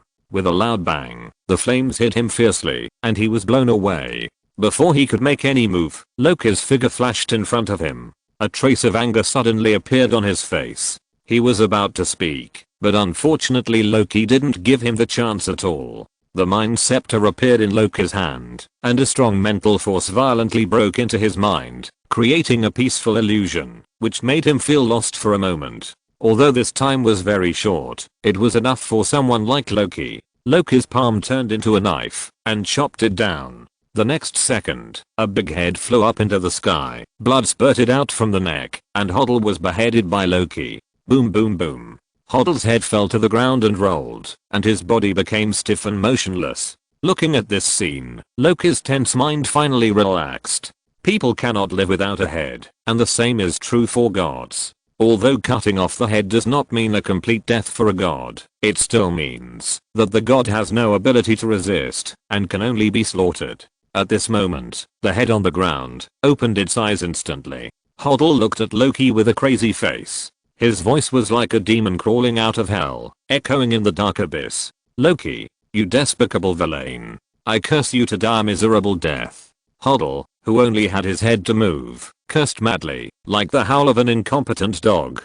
Loki naturally didn't care about this. As a winner, he still had this kind of heart. Loki looked down at Hoddle's head, a smile appeared on his lips, and he said, "How does it feel to be beheaded?" After he finished speaking, Hoddle's face froze, and he gritted his teeth and said, "Don't be complacent. As long as my soul is immortal, I will not die. After 1,000 years, I will come back," Hoddle said with hatred. Hearing this, Loki couldn't help showing a strange expression on his face. "Do you think you can come back?" Hearing this, Hoddle had a bad premonition in his heart, but he still said stubbornly, "Only Hela can take my soul. You are not qualified to kill me completely." "You are right." Loki nodded and admitted it generously, but then smiled and said, "But I can exile you. Isolate you from the divine realm. Without the help of the law, how can you be resurrected?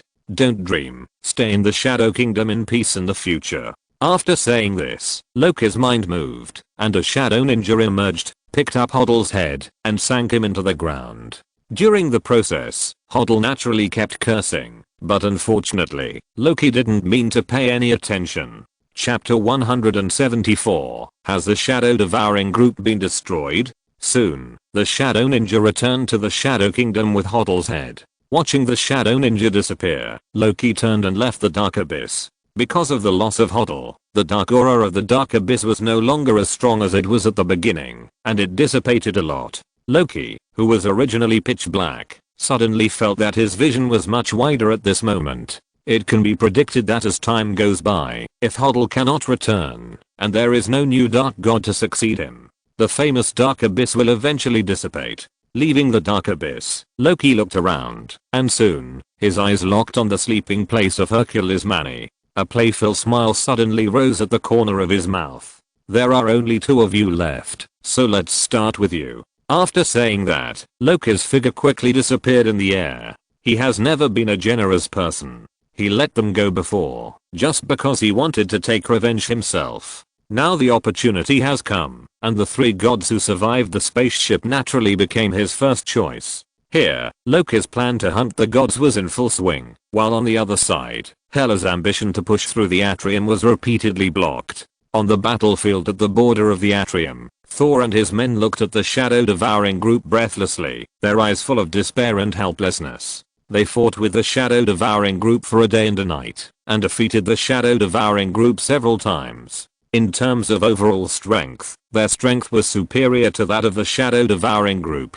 But what was frustrating was that no matter how many times they destroyed the shadow-devouring group, new shadow-devouring groups would soon join. At first, they thought they were new shadow-devouring groups, but after a long period of fighting and observation, they collapsed and found that the shadow-devouring groups they fought were the same group from beginning to end. Because the shadow-devouring group had different development and different body shapes, it was easy to distinguish. Therefore, they fought for a day and a night, which was completely useless. Not only did they fail to take down the shadow-devouring group, but they also exhausted themselves. In the end, everyone was desperate. What could they do in the face of a group of undead monsters? Therefore, when the devouring shadows were reborn for the 5th time, Thor and his men could only run away. Behind the army of the undead, Hela rarely mocked Thor and his men who had returned in disgrace. She had seen all the previous battles, and her face became much more serious. Do you know what kind of creature this is? Why is it so difficult to deal with? Hela asked directly as she looked at Thor and his men approaching. Upon hearing this, Thor glanced at the captain. The long-term cooperation finally allowed the two to have a certain tacit understanding, so after Hela's voice fell, the captain took the initiative to explain, "We have never seen this kind of creature. But they all have a name, the Black Shadow Corps, which is Tony's loyal force." The Black Shadow Corps? Hela muttered to herself, and the whole person fell silent, not knowing what she was thinking. Seeing this, the captain and others waited for Hela to make a decision without saying a word. They had no way to deal with the devouring shadows, and the only one they could count on was Hela. After a long silence, Hela came back to her senses, glanced at Thor and his men, and then walked towards the battlefield without saying a word. At the moment, Thor and his men and the undead army were unable to break through the blockade of the devouring shadow group, so she had to do it herself. And she was also very curious whether these guys were really immortal. While thinking, Hela soon came to the sky above the battlefield, her figure suspended in the air, floating above the battlefield. Looking down at the devouring shadow group on the ground, a deadly aura suddenly emanated from her. "In my name, I grant you death," Hela said in a flat tone, and then pointed with one finger, and the terrifying aura of death immediately swept towards the devouring shadow group with her as the center. Wherever death passed, everything withered. Even the earth seemed to be deprived of life at this moment, turning into a wasteland without any breath of life. As the breath of death swept over the powerful shadow-devouring core, they withered and died like trees in winter. Soon, the shadow-devouring core disappeared from the battlefield and never reborn.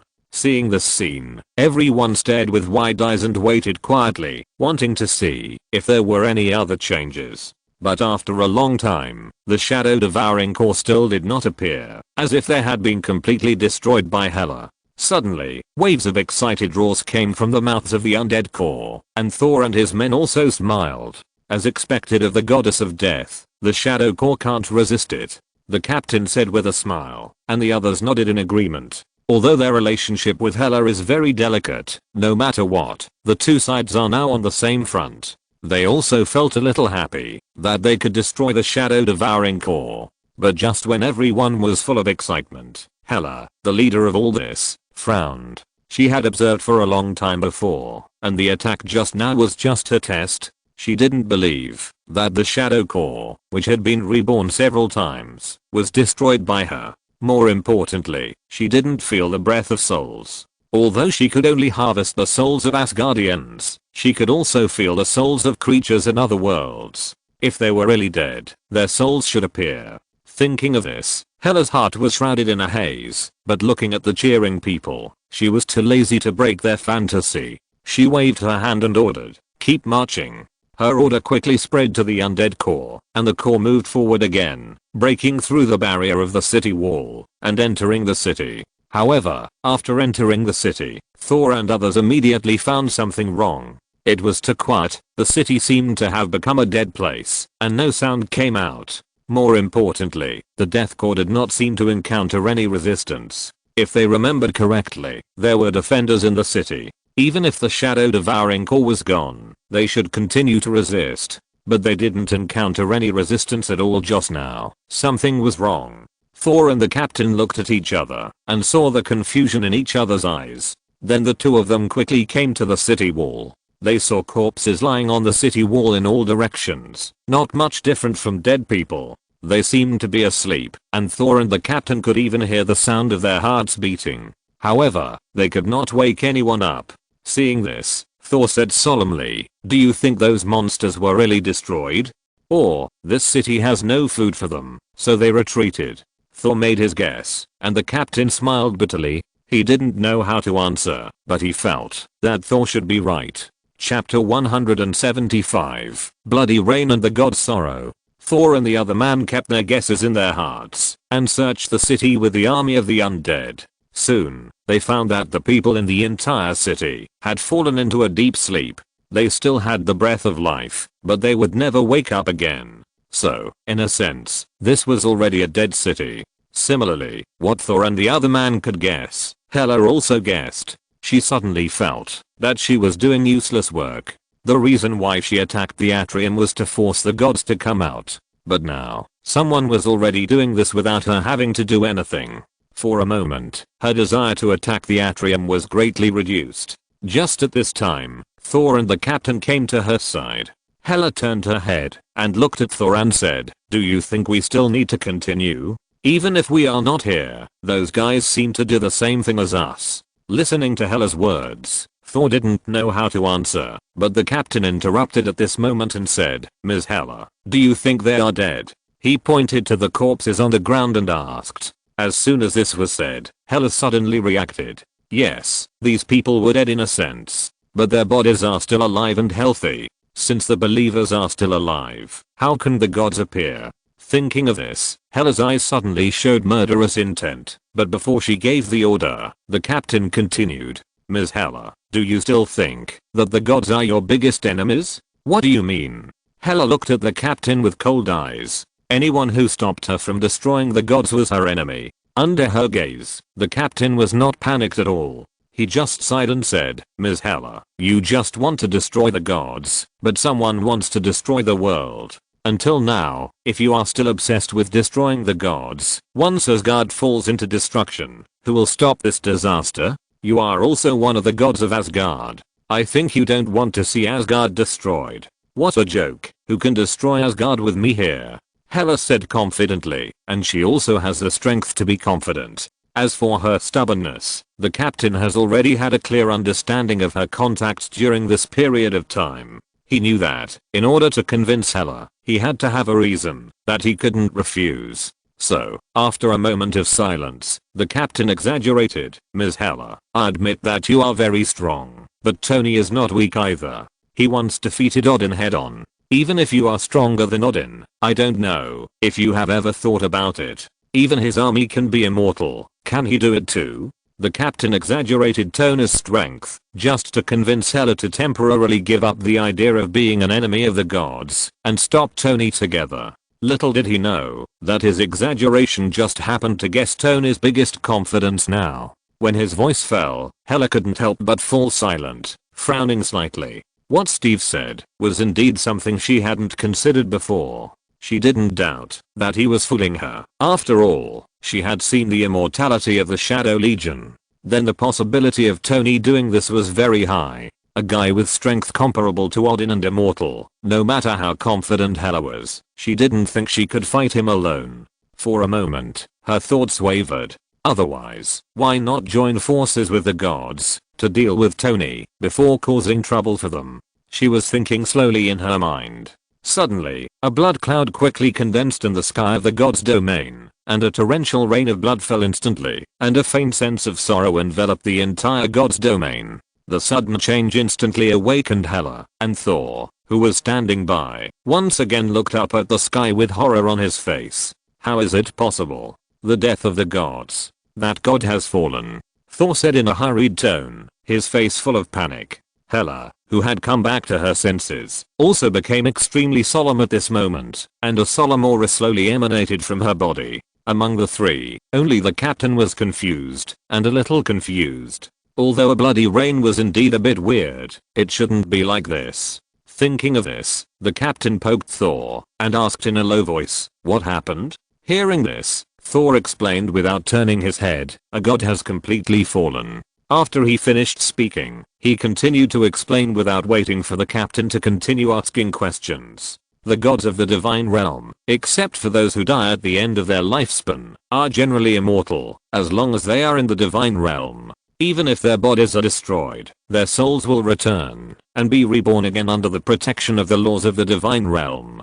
But if someone breaks the laws of the divine realm, and exterminates the souls of the gods, then the gods will completely fall, and will never have a chance to return. And only Hela can harvest the souls of the gods, so, except for the catastrophe thousands of years ago, as long as you are in the divine realm, there will be no such thing as the fall of gods. But now, the blood rain from the sky means the death of the gods, and a god has completely fallen. After saying this, Thor's body trembled involuntarily. Who else, except Hela, could have completely killed a god? Thor thought about it, and Tony's figure appeared in his mind subconsciously. He couldn't help but murmured, could it be you? At the same time, in the Asgard, Tony looked at the blood rain outside the palace, and raised his eyebrows slightly. Just now, he felt that Hoddle, who was brought into the Shadow Kingdom, was actually swallowed by the Shadow Kingdom. After swallowing the soul of a god, the Shadow Kingdom seemed to have grown a lot.